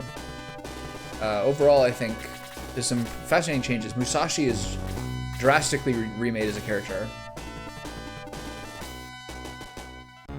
He takes 50% reduced damage, physical, and 25% reduced magic damage. He cannot be healed, and he heals a flat amount of health per turn. It basically ends up with him being far too tanky and basically unkillable, and you can get a ring that replicates his overall status, which I now have in 2 other people, and it completely is the only way that you get viable frontliners to some degree. Okay, if this kills her, this is an absolute tragedy. Oh, thank God that missed. Holy cow. Okay. What ring do you have? What staff do you have? You have the Dispel staff. None of these guys have an attack. So I guess I'll use... I'm gonna use Freeze 4 on one of these guys to wear them down. Let's see how this goes. Yeah, it's quite a redo on Musashi. It makes him very much a lone wolf character. But they're so tanky with those physical damage reductions that it makes their, like, unkillable. It's crazy. Okay, I'm just gonna... I'm gonna use charge here, get him going.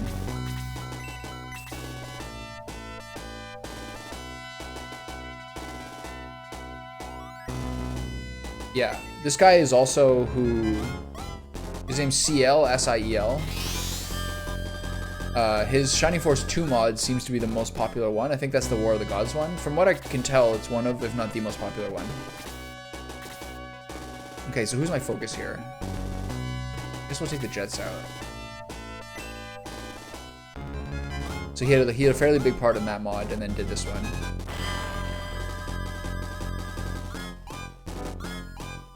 I know you were saying at the beginning that you didn't recognize it, so I thought that you actually had played some.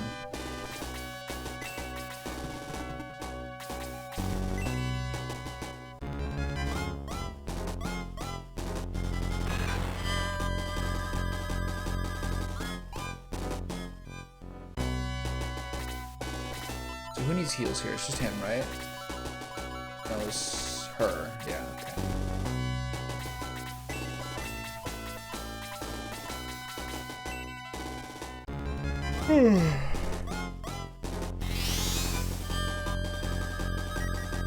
Is this your first baby?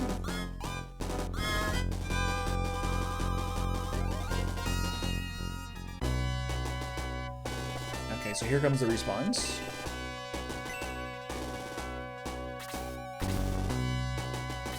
So there's some sort of way that you could probably just rush Ramladu for this, right? Like, well, how would you not? Look, why? Like, it seems possible. Oh wow!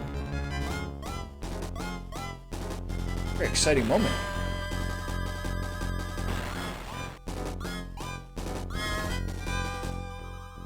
Okay, so I think, generally speaking, from my experience on battles with lots of respawns, you need to be out of range of their first turn of attack once they spawn in. Or else you can sort of be caught unawares. Yeah, I bet.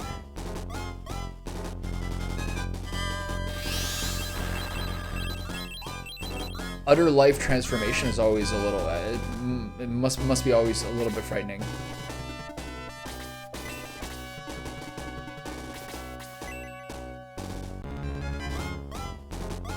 Your whole system of priorities is probably going to change. Your buddies you text about casual dumb stuff, you're going to start talking about your children with them, sending them photos. Different people have different abilities to resist this reality. Yeah, probably.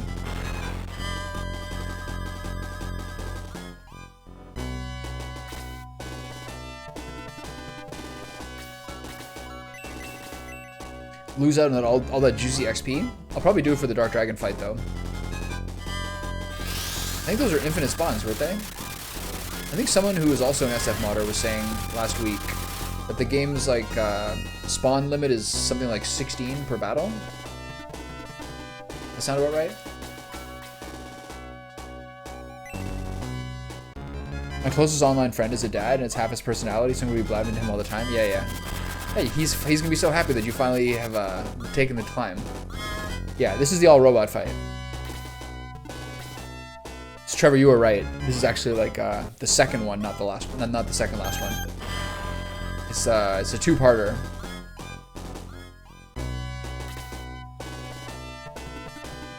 Good memory.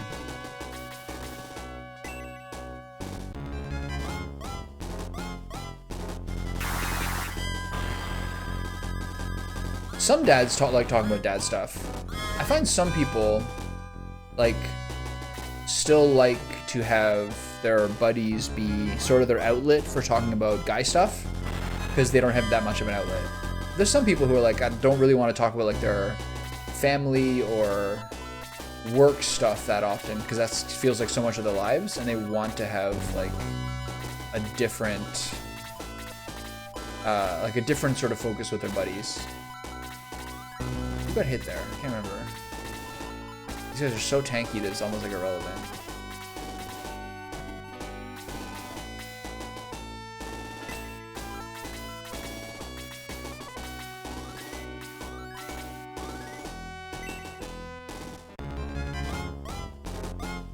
Yeah.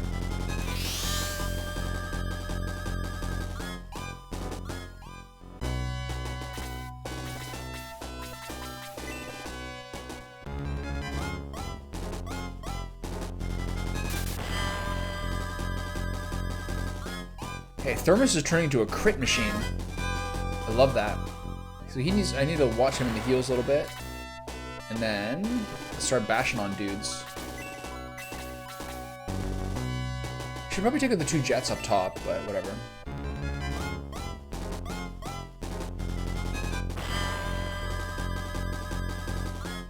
Yeah. NDAs are a whole different category for that kind of stuff, for sure. So a lot of like the mod stuff you're doing now is to kind of like keep the muscles warmed up when you're not doing it.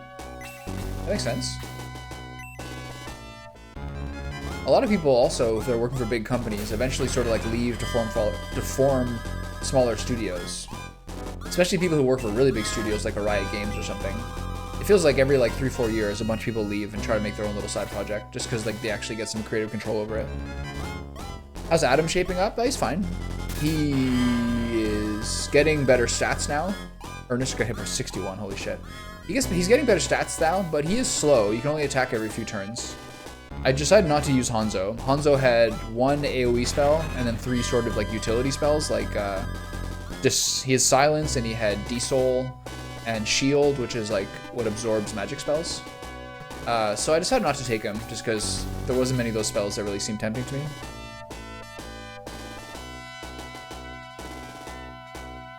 Oh, Villana. Oh, you were that was an inside job recommending I wishlist Villana. I've only really learned the last year how much that like wishlisting really, really helps people.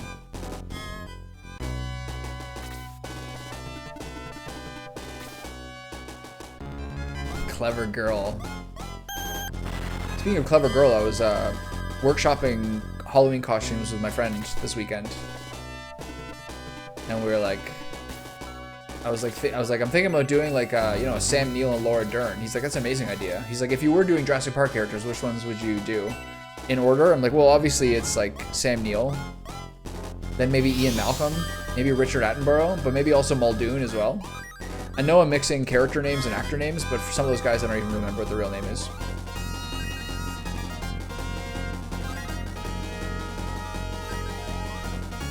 Muldoon with a rifle and the clever girl. But really, if you do a his and hers costume, I think you do Laura Dern and Sam Neill. You can't beat that. Okay, we gotta pull this back a little bit so that the respawns don't get to us so quickly.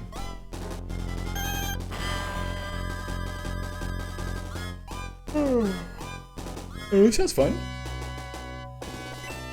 Non-stop respawns, holy cow. Ram Ladou's just watching, like, yes, my pets!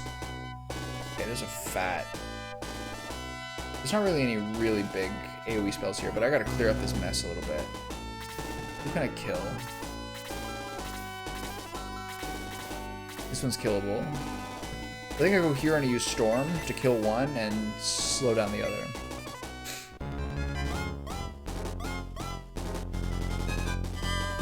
I'm not sure what it does necessarily to have a lot of wish lists on Steam for a company. I guess like just it's like an algorithmic thing where like it then gets your game in front of more eyes. So sort of like YouTube algorithm, the more you do, the more eyes they put it in front of. I guess that's probably how it works. They're always like, it's one of those things where people are like, it's really helpful for you to sub or follow or like a stream or something. They don't really say why. So it must be something like that. Yeah, I probably should. But what about all the sweet XP? Actually, we're not getting very much. Put a pin in that. I can't get in front of... I can't let them get to Ernesto. He's too strong. He's too weak, I mean.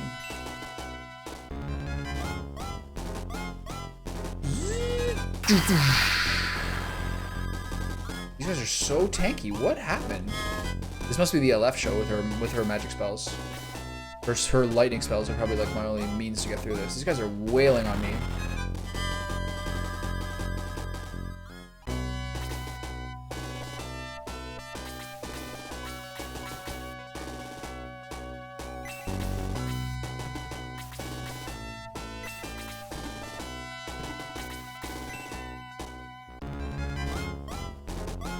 Yeah, I mean, that's a hard thing for me to do. A lot of people use subbing and liking videos in like a totally altruistic way, just to like, you know, spread the love a little bit. I need to bring him down here. He's too tanky not to put him in this area. Just to kind of spread the love a little bit. But I used to use YouTube likes as sort of like a personal playlist where I would just make songs I like into my liked video list, so then I'd have like this insanely big list of songs I could like shuffle through and listen to. I really enjoyed that a lot. And then subscribers, I don't want to have like too crowded a feed, although it doesn't matter as much anymore. I've like kind of like lost that discipline over time. But it's kind of one of those things where like when it comes to Netflix, oh, that's bad actually. Now he's below the level where the jet can kill him. Shit. Okay, like with things like Netflix, when Netflix is like, hey, what do you think of this? Do you like it or not like it? I'm like, I don't want to tell you anything about me. I don't want you knowing what to send me. I know exactly what I want to eat. I know exactly what I want to watch, and I don't need your help with this. So it's kind of like that with YouTube sometimes too. I'm like, I don't want you to know anything about me, generally speaking. I'm stingy with my algorithmic altruism, is what I'm saying, basically.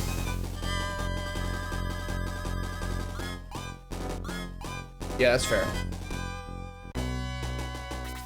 Not a bad idea.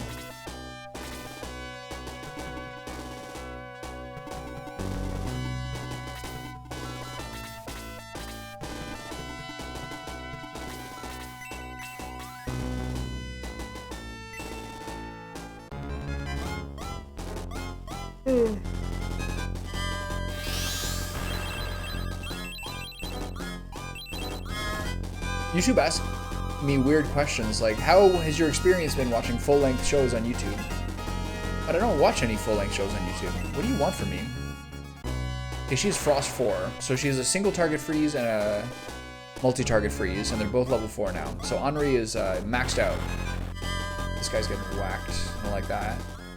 I think a lot of robot turns are coming my way. So who else needs heals? Who can be healed? All these guys. Can I get up here? Do this. Okay, this should be good. Now use aura on yourself. This should be good.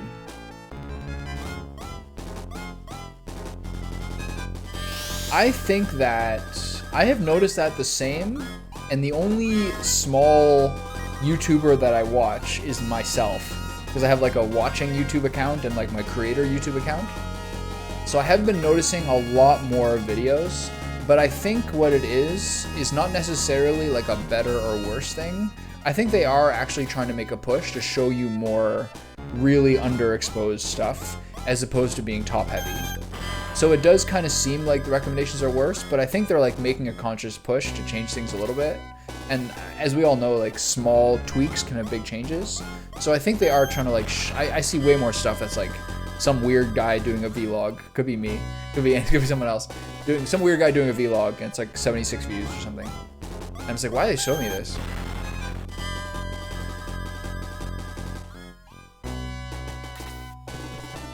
YouTube sends me these like surveys as a creator, and like it's like one of those things where like 1 is highly disagree and 5 is highly agree, and they're like, YouTube values me as a creator, and I was like, or YouTube prioritizes creators, and I was like, that one I hard disagree with. I think YouTube values viewers and like sponsors, obviously, but there's no way that YouTube like cares about creators. YouTube is like very, very like censorship friendly. I think like for sure creators are the least important thing for them. Despite what like sort of, I don't know, despite what sort of feeling they'd like to cultivate, there's just no way.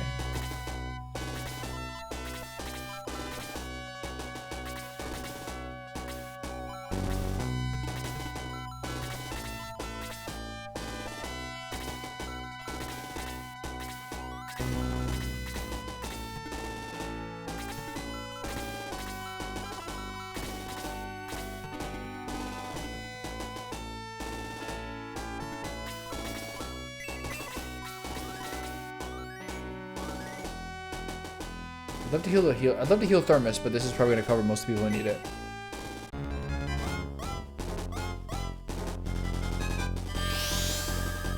Yeah, that makes sense.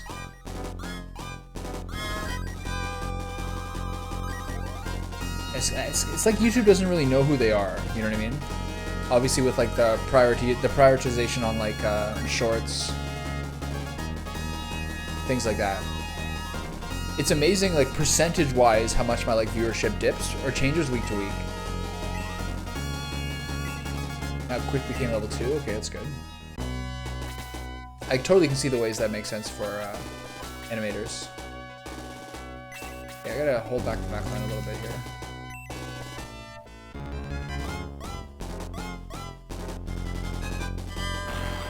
Some of my favorite YouTubers are guys who release about a video every month or two.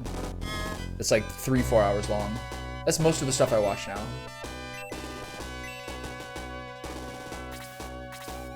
And the dude's like, yes, my children. Okay, I need to get some nukes here. It'd be nice to kill that guy for 8, but she does so much damage with Spark that I gotta just blast the front line. These steel claws seem to have the highest defense, so this is the biggest priority for who I should cast spells on. That was exactly dead on. Precisely the amount of damage I needed to do. Level increase to 16, defense by 3, maximum MP by 2. So when all of my party was about level 13, she was level 1. And now she's here. You'll love to see it. She has completely caught up on levels over the course of 3 battles, whereas Adam and Taurus have not really. I can't remember what level Adam is, but he's higher than Taurus for sure. He's level 9. Taurus is 9 as well. Okay, and then she's 16. So I have the attack boost. So hit the torch eye. Extend 1. There we go.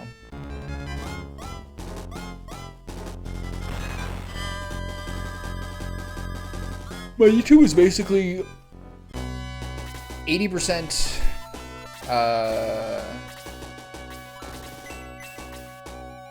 video game stuff, and then 20% comedy, and then some other portion that's other.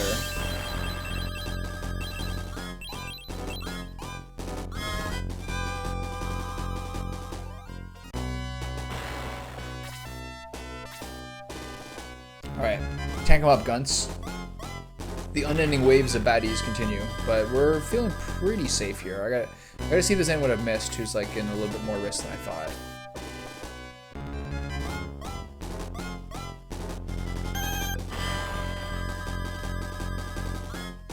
Yeah. Yeah, so it goes.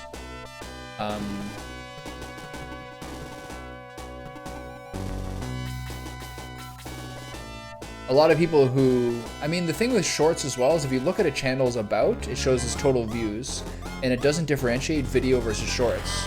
So someone who's like successful before, like the numbers you'd see for like total lifetime views of the channel would be like increased by like, I don't know, 10-fold to 100-fold now. It's a huge difference.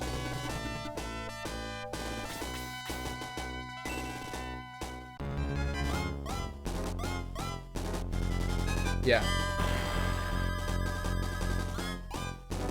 I basically use YouTube for like largely speaking just like VOD archiving, and then I do some shorts, and then maybe some other long form content, or like content I put more work into, but the content I put more work into, generally speaking, doesn't do great for the time spent into it.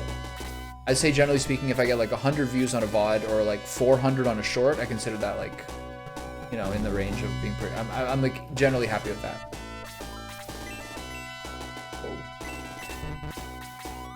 Okay, use the Chaos Breaker, get a little free damage. That's sort of like the beginning of like what is worthwhile to do. Yeah. The most successful VODs for me were Valheim, and then to some degree Baldur's Gate 3. Every once in a while, one of them will just kind of catch fire, like a Baldur's Gate 2 one or something like that, that'll do better. Generally speaking, but I need to do some heals here.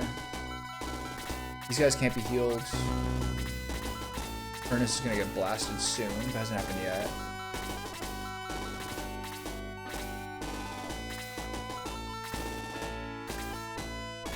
I'm gonna go down here and see if I got a 3-man slow, because that lowers their defense.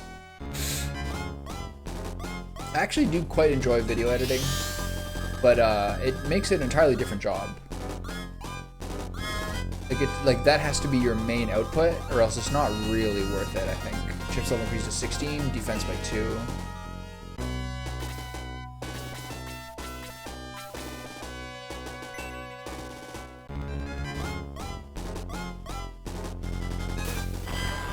Go.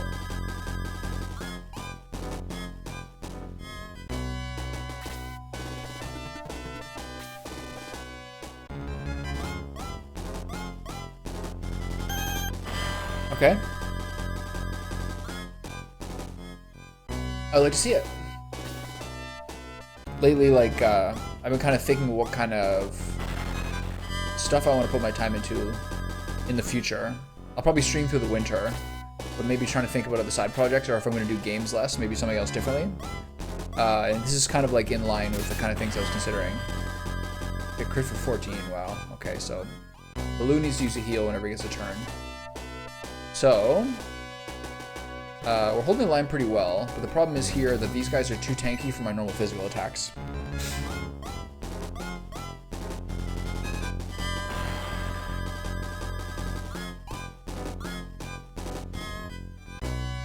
This is the thing I'm kind of worried about here. Blue's dead. Wow, this is the last time this happened.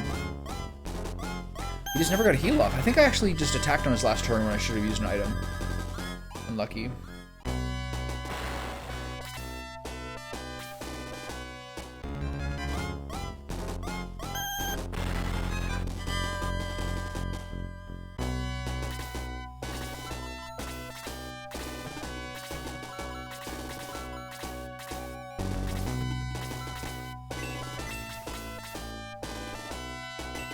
There we go. What other thoughts about Final Fantasy Tactics do you have?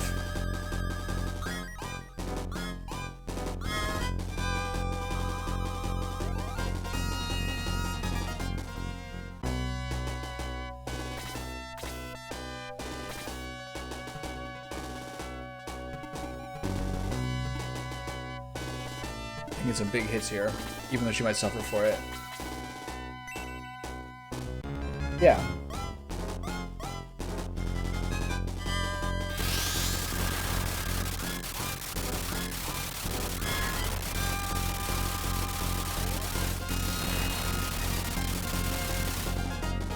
Very seminal game in like the genre we've been talking about a lot. Let's get in that back line.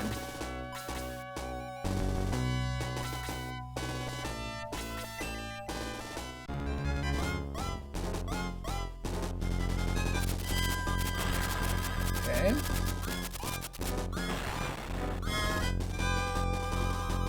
Attack level increases to 16, defense by 3, that's nice. Still lightly irrelevant, I mostly just wanted to get attack. I'm gonna loop around here and kill this guy. I also have to reset my PC syncs, pardon me.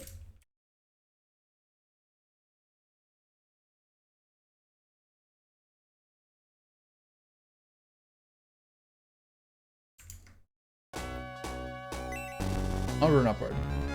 I just got Orlando recently, and I don't like how he feels wildly overpowered compared to everyone else at that point. At that point, the boss fight afterwards feels like you 100% have to use him. I've been using generics over story characters in the entire game, feeling like my hand is forced really sucks. Orlando is like the most famously overpowered character in the game, essentially. So yeah, that's pretty dead on.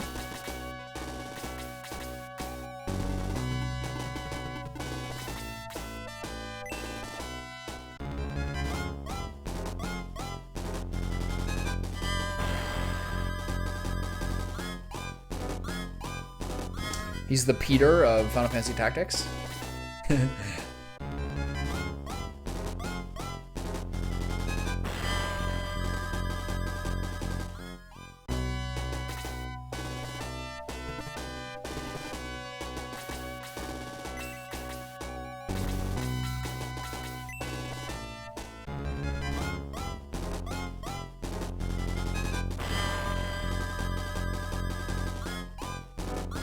Yeah.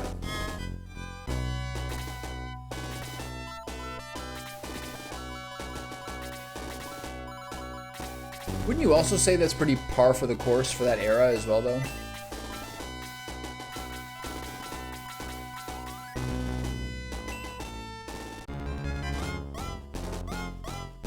I agree, the Zodiac system is a terrible thing. And he's been obsessed with it ever since Tactics Ogre. But like, is there anything pre like 2005 that explains mechanics well? So why does that do a full 22 and not get reduced by his skull ring? Okay, let's see how this frost spell looks. We have a big range. Interesting. Frost is, that's weird. No. Okay, look, for Frost 3, these are AoE. And Freeze is single target, but Frost 4 is full damage. This must be the top end spell. Anyway, I think Freeze... Oh, this is just like the old Freeze. Okay. So there's two different realms. One does one single target, one does multiple target. But regardless, I want to do probably this one.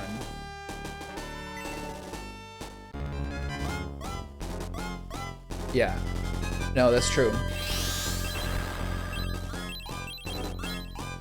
Okay, 17 per is not great. What is that? 51 total? 13 of which is overkill? Alright, well, it could be better.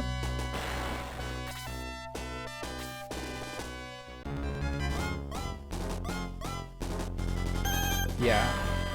Having to remember weather and, I don't know, day of the week or zodiac things. All those things always feel bad, I think.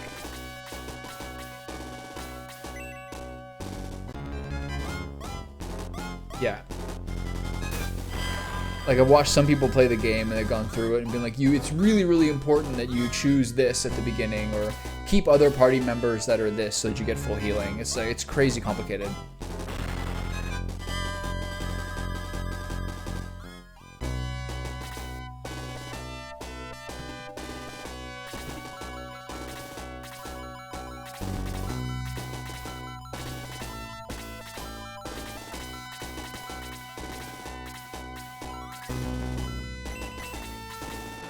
Completely true.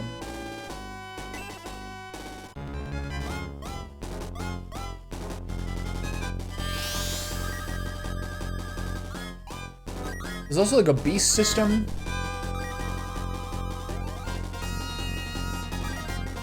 I've heard of that system in other games too.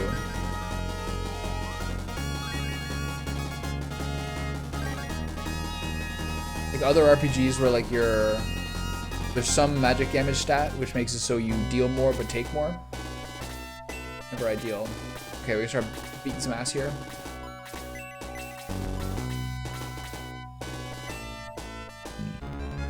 So are the summons hard to deal with because they do so much damage? Or that you can't like avoid the range anymore? Big level for Adam. Maximum HP by 1. Oh well. You win some, you lose some. Okay, seems like there's not more summons coming in, which is good. What have I lost so far? Just blue. Usually I lose guys in this game now because I don't heal on their turn and just hope that a healer gets a turn. Okay, gotta keep fighting the torch eyes who are more squishy. Yeah, I don't think they can be. It's been a long time since I played Tactics though.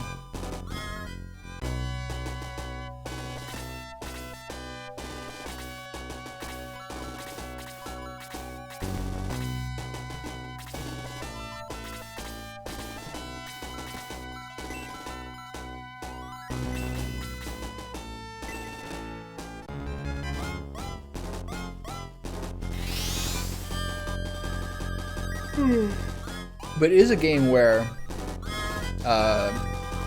some people would argue that the crazy imbalances eventually will benefit you as well.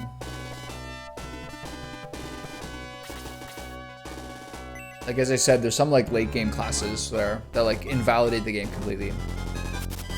I'm not saying that's better or good.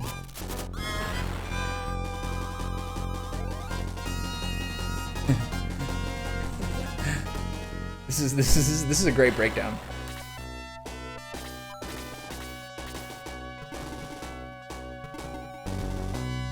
Okay, I'm gonna single target this guy. It's not that really that important.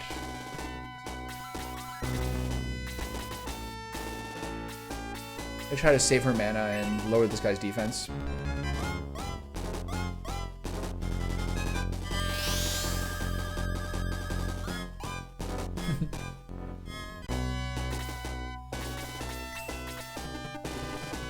Does the game have any gay characters? Can you steal heart your own sex if they have a gay setting? I guess they weren't. I guess they weren't doing that then. There was a map I wiped on like 5-6 times at the end of a stream and had to just drop it for the night because it was the end of my rope. Yeah, oh man, welcome to my life. That's the I have a lot of trouble with that.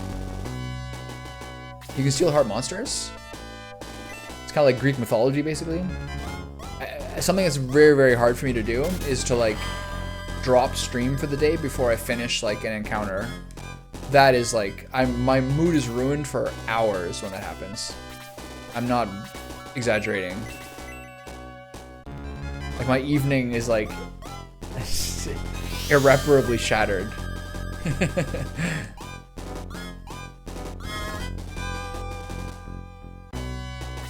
Until such a point where some things are so difficult that you just kind of stop caring. That happens pretty rarely though.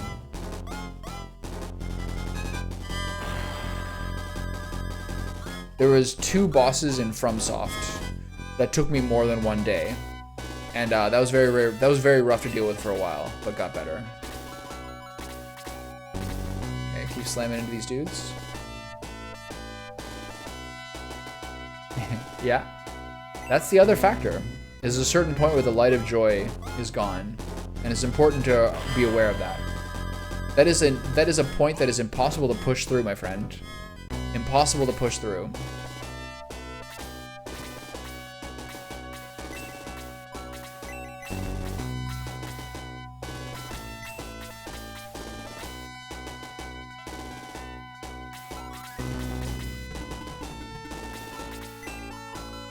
Once it's gone, and the only thing that can help it is sleep. Sometimes food, but mostly sleep and potentially sunlight. I gotta ham my way through Ramladu after this. 2 hours later.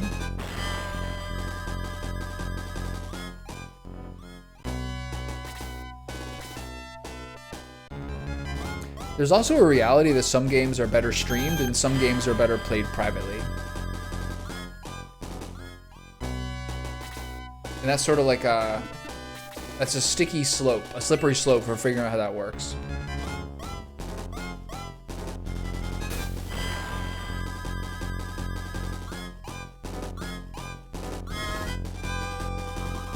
Yeah, I can't quit a game that I started playing publicly. Almost never. Probably basically never. I think what a lot of those people did, I would wager, is they probably like just all in and like cheesed the boss to end the encounter early. There's a lot of fights in that game where you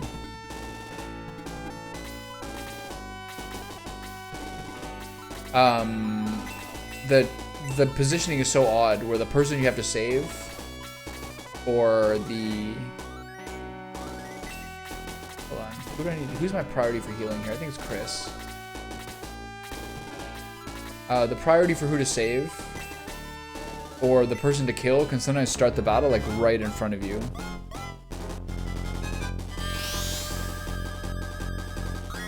Really? You've been a shining force. Yeah, ignore those people. Absolutely.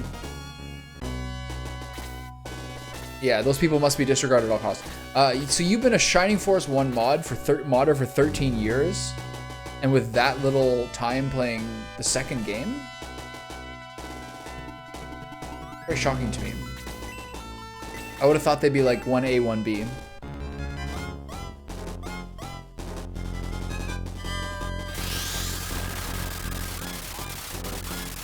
Anyone who grinds to level 99 in Shining Force 2 needs to be and deserves to be ostracized.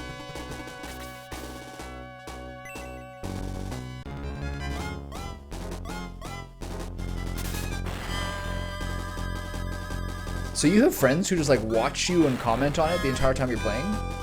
How long is their endurance for doing these things?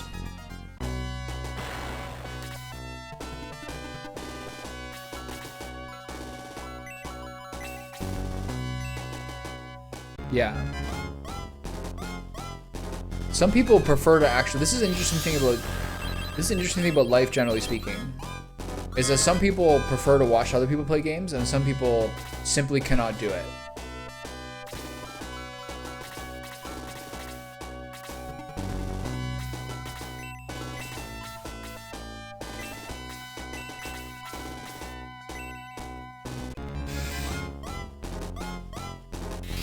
My friend and I used to take turns playing Hearthstone arenas, or played together. And when he would assist and comment and give advice when I played, and then I would be on my phone in like 4 minutes if he played. And there's just nothing I can do about it. It's a sad reality. I think I can kill one of these guys with extend here. I think this should still kill him. His damage is very, very low if you don't use boost. Oh my god, it's so low. Holy cow.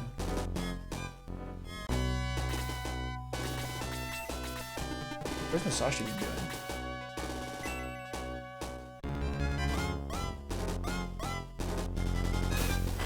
Okay, that's good.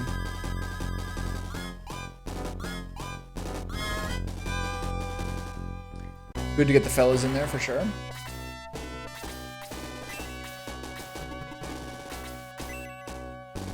Alright, so the respawns are stopped, so we've almost managed to slog our way through the slaughter. Zappa's getting really strong. Other people were doing like 10 to 15 damage to the Steel Claws.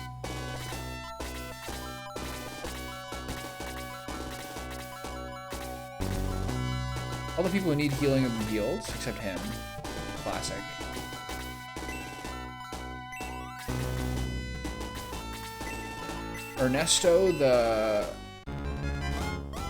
Ernesto born with a target on his back.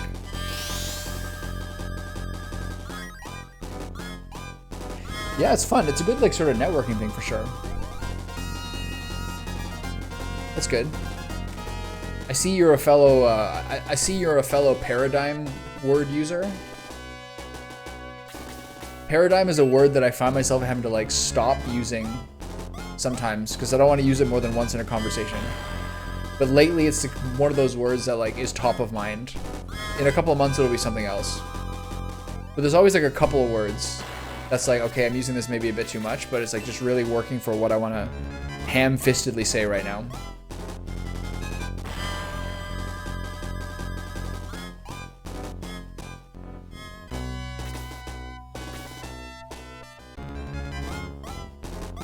Yeah, right now that's like word of the week for me. Oh my god. Ow.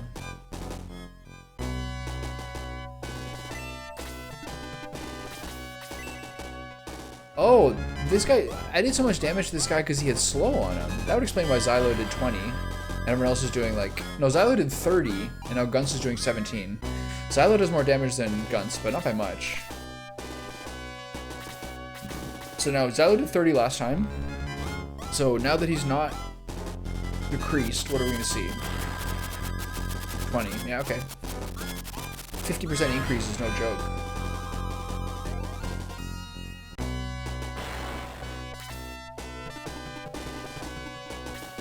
Yeah.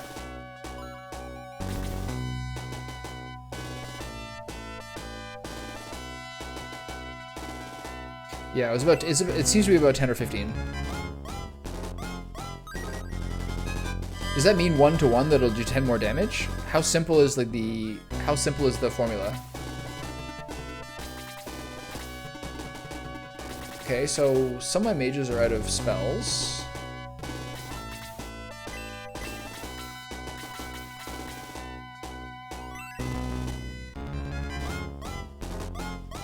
What were the things you read as a child that like most informed your vocabulary? For me, it was Calvin and Hobbes. Other things as well, because I was a pretty voracious reader, but mostly Calvin and Hobbes was the single most critical one.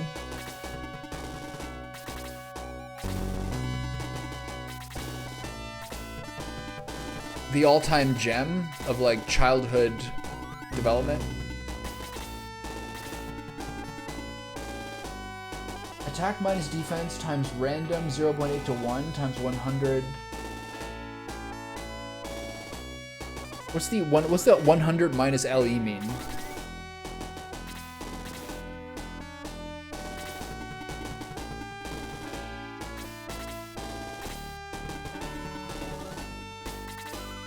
Oh right, yeah.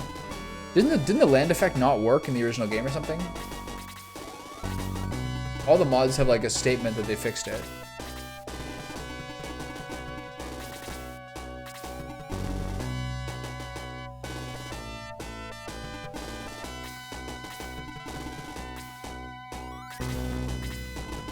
I'm not sure whether that was like the thing that affected the movement or whether it was the thing that affected the damage stats. All right, squad, get up there.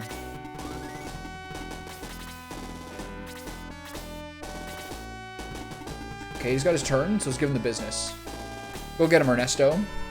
In the original game, it's complicated. It takes the defense of the unit being attacked, finds the enemy with an ID equal to that number, and uses the land effect of their child for damage reduction.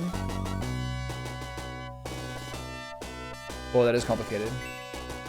It's always amazing as I've like watched videos by like Stray Fox and all these people who talk about like how games were made in previous periods, how like inventive they had to be to like get around things like memory restrictions.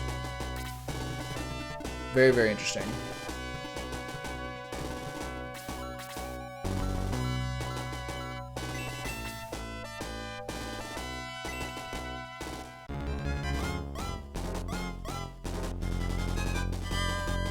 That's crazy. Okay, so we've taken 50 down. I'm wondering whether this guy is going to have healing. We'll have to find out. See if I can get slow on him. I wonder if this guy's going to heal. There's actually only been 2 bosses that I can recall so far that have healed between rounds. Oh, we got the defense on him. Nice. Holy shit. That'll really help. All right, buddy, get in there.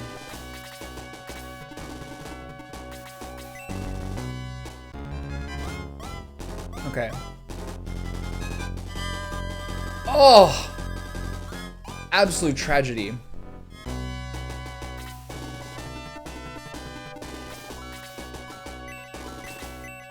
Can't believe that just happened. I was gonna get that juicy extra damage. Balboroy's taking up a slot he shouldn't take up because he should be behind him, but I couldn't reach. So now we're just in the shit. I hope he doesn't heal. He's 346 health. I don't think he will heal. The only guys who've healed, in my recollection, were Michaela and Balbazak.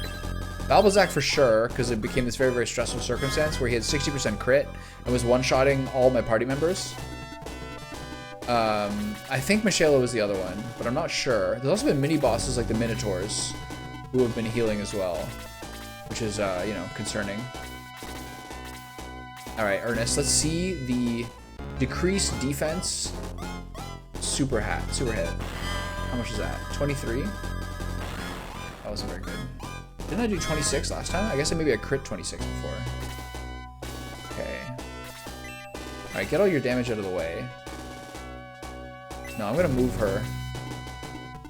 Get other people in the way there, just for as long as this slow spell goes. Really?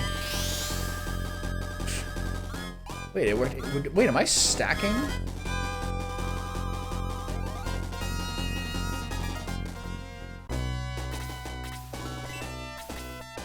Did you see that?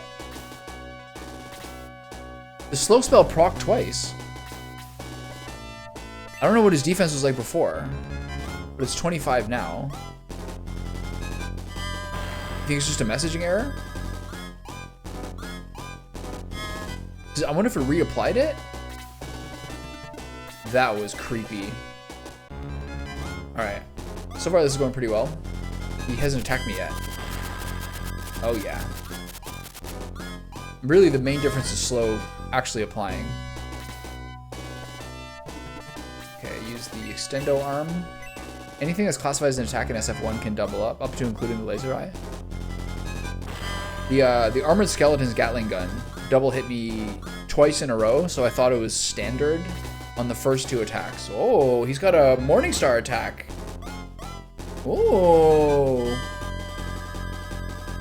Oh, I'm sleeping?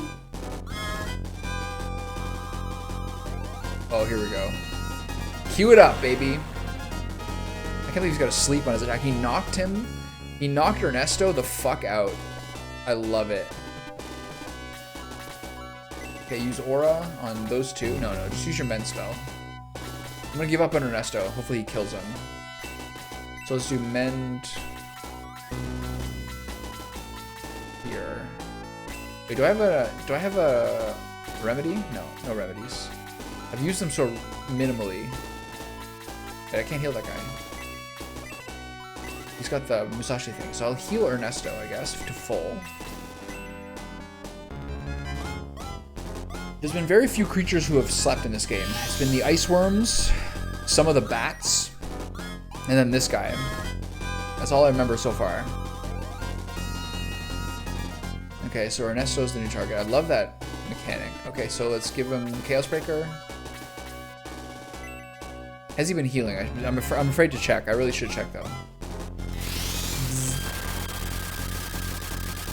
What's really weird is that the spell from the Sword of Light is a higher damage spell than the spell from the Chaos Breaker. That's really weird.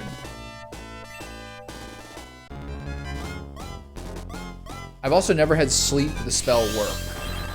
There's staffs in this game. There's Muddle, Dispel, Sleep, and Slow staffs that use it as their basic attack.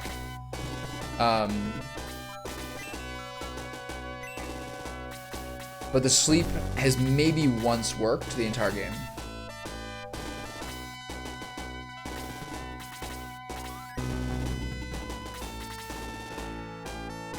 At least he's awake. Keep going, boys. I don't understand your message. Sleep is so debilitating, most people avoid using it because it's too good. Is that what you mean?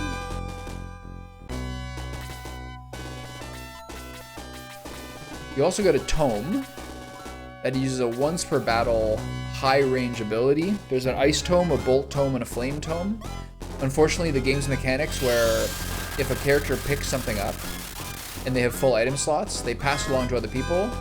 In the battle on the ship with the shellfish and the bats meant that the ice tome got passed to a sea bat who then died, ending the battle. So I lost out on the ice tome, but I got a bolt tome later, so it all worked out.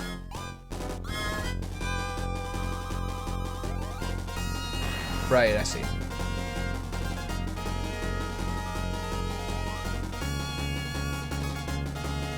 Is this a kill? No. He knocked her the fuck out, though. I love that.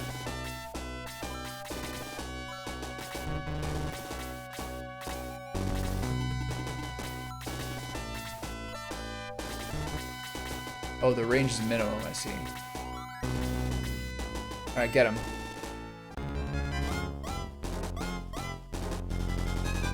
I find if I could probably choose one enemy who I've hated the most every single one of my Shining Force 1 playthroughs, it probably is the bats. For like the sum total of my life, they probably were the ones with the sleep / poison and the high attack and the dodge rate.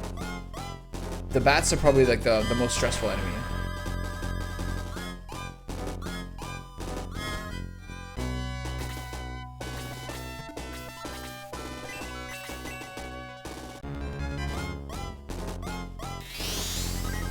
To restore my mana with rest. This is the only way to restore mana in this game.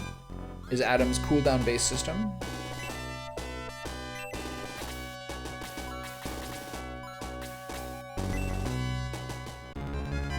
Alright, we're almost done.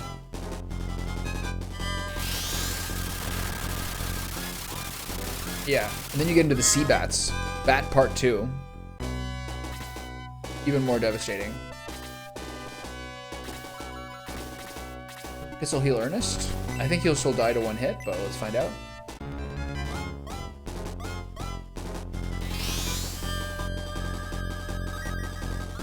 So when did you ever first play this game? Is it like a nostalgic childhood memory? Or did you discover it later? Alright, fuck me up, Ramladoo. Bwah. The sleep rate's been about 1/3 so far. 1 out of every 3 attacks have slipped. Yeah, I think it's about like this must be like a 30 to 50% rate. Oh, wake up! Big boy's coming.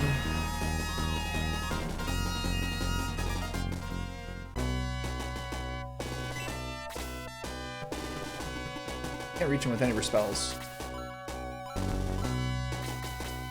I haven't got D-Soul to work yet. Oh, these guys are asleep? I can't get behind him, which is unfortunate. Yeah. Wow, that was a big hit.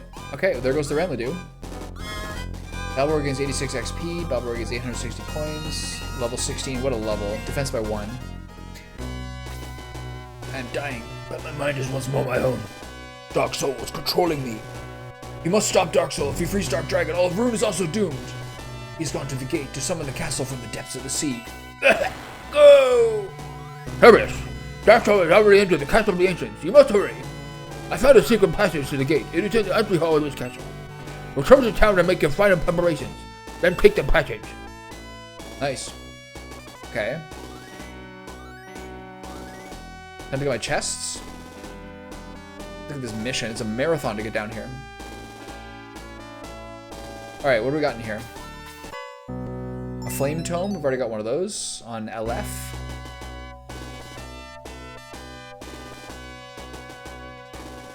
Okay, so that still exists. And an ice tome. Okay, the ice tome was the one I missed. Hey, we got it back.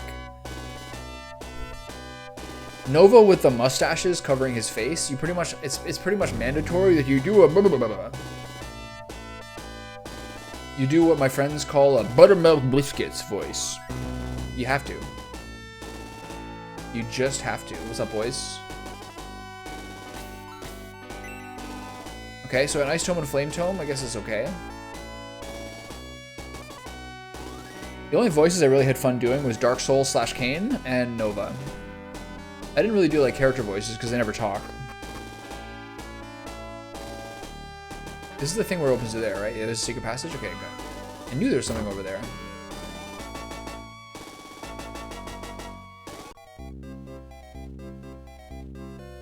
Okay, I gotta get some refurbished items here.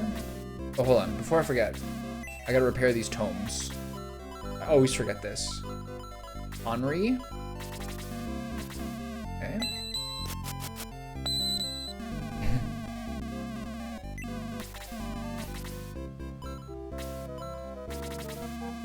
It's important to do.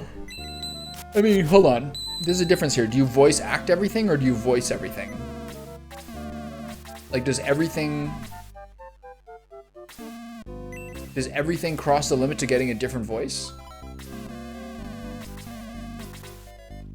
Okay, so who still needs the healing potion? My chat always waits with either excitement or dread for who gets assigned the Valley Girl voice, because I always have one. Yeah, yeah. I know that feel.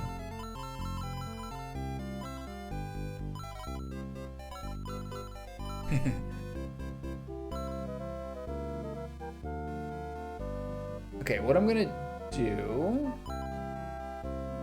is, if we're getting into the main event, what I'll do is I'll replace all of these old potions that heal for 40 with these new ones, which presumably heal for much more.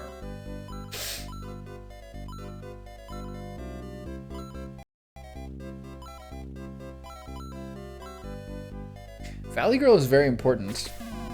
Everyone gets their own voice. Yeah, sometimes not all citizens are getting that. Okay, time to do the grand house cleaning. Musashi, sell the healing bag. Heal. This guy's "It's mine, all mine" is one of the most deranged lines in the entire game. For me, the equivalent of the Valley Girl voice is very much the Australian accent, or some sort of like very old man British accent. Those are the ones that frequently make repeat occurrences.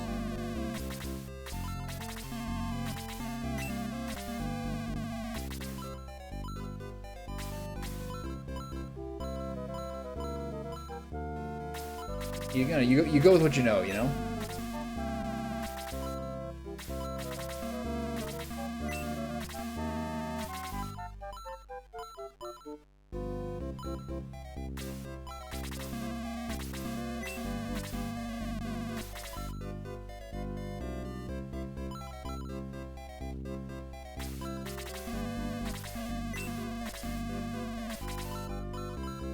Heal says they're earnest, okay. It's interesting, it sells for what you buy it for, basically. Don't these cost 300 or is it 400? That's 400, okay, whatever. Pretty good value.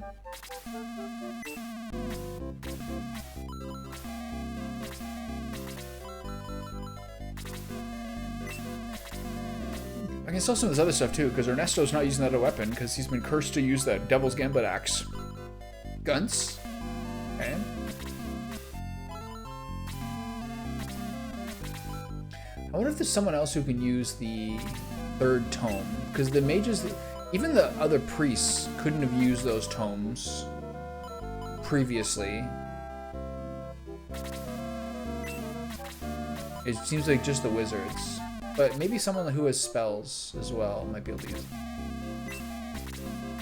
Let me think about it. They have to be able to equip it.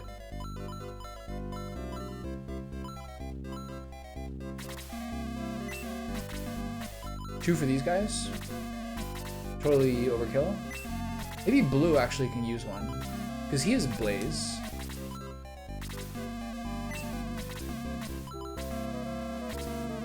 I actually think I've tried that already and it didn't work.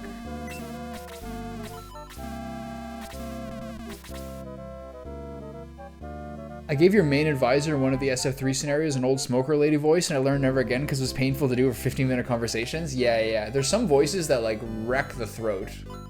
I definitely know that one. Anything that's like this. Anything that's like this. You can't really use that long, it destroys you. I know that from Octopath Traveler, which was mistakenly the second game I ever streamed and did what you're essentially saying doing, and I just got annihilated. The thing I noticed when I was doing a game where I did so much voice acting, when you first start doing the stream and you start talking a lot for the first 15-20 minutes, I don't know if this happened to you, but I started like yawning uncontrollably every single day. Did that happen to you? I don't know if it was like my jaw muscles untightening or what it was, because my jaw muscles are kind of tight, but the beginning of the stream, I'd start yawning constantly when I was playing a game where I had to talk a lot. But it doesn't matter if I'm doing commentary, then it never happens to me, but when I was doing a game where I had to do a lot of voice acting, I'd always have the yawning. It's so weird. Don't Fear the Reaper came on the radio when I got Jane and I talking. What do you think the most famous SNL sketches of all time? It's probably Don't Fear the Reaper. Van Down by the River. Maybe. Over time has sort of like passed the test of time. Maybe some of the Lonely Island ones, like Dick in a Box, might have like the most reach. Those are like my first three thoughts. What do you think? Okay, so I don't think anyone else can use that other tome, but I will try it because it's on the wrong people right now. So maybe I'll give 2.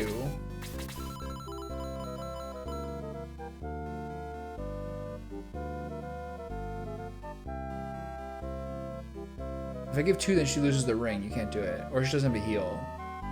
It's not worth it.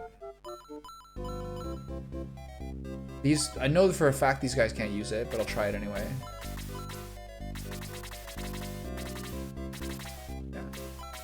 So, I think what I'll do is I'll drop this flame tome, which kind of sucks, and give her the ice one. It's more generally useful. Who had that? Gort? No, sorry, Guns? Guns had it, yeah. And then Guns can give away this one. Give it to Lug. And then you equip this on her. Agility, nice, cool. Yeah. Apparently they did a new one, apparently they did a new one in one of the early episodes, in one of the most recent episodes. Okay, so I'll go raise my teammates, and then ultimately we're sort of fine, and I think I'm not going to do the rest of Shining Force today. I think I can save it for tomorrow.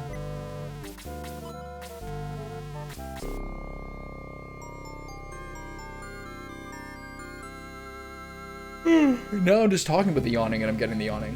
What's happening here? Highly suspect.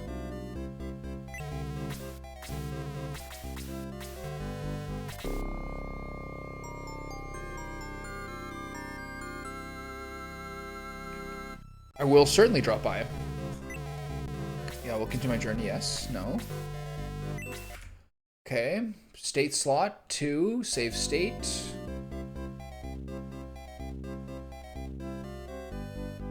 Yeah, I think I'll wait for the final battle.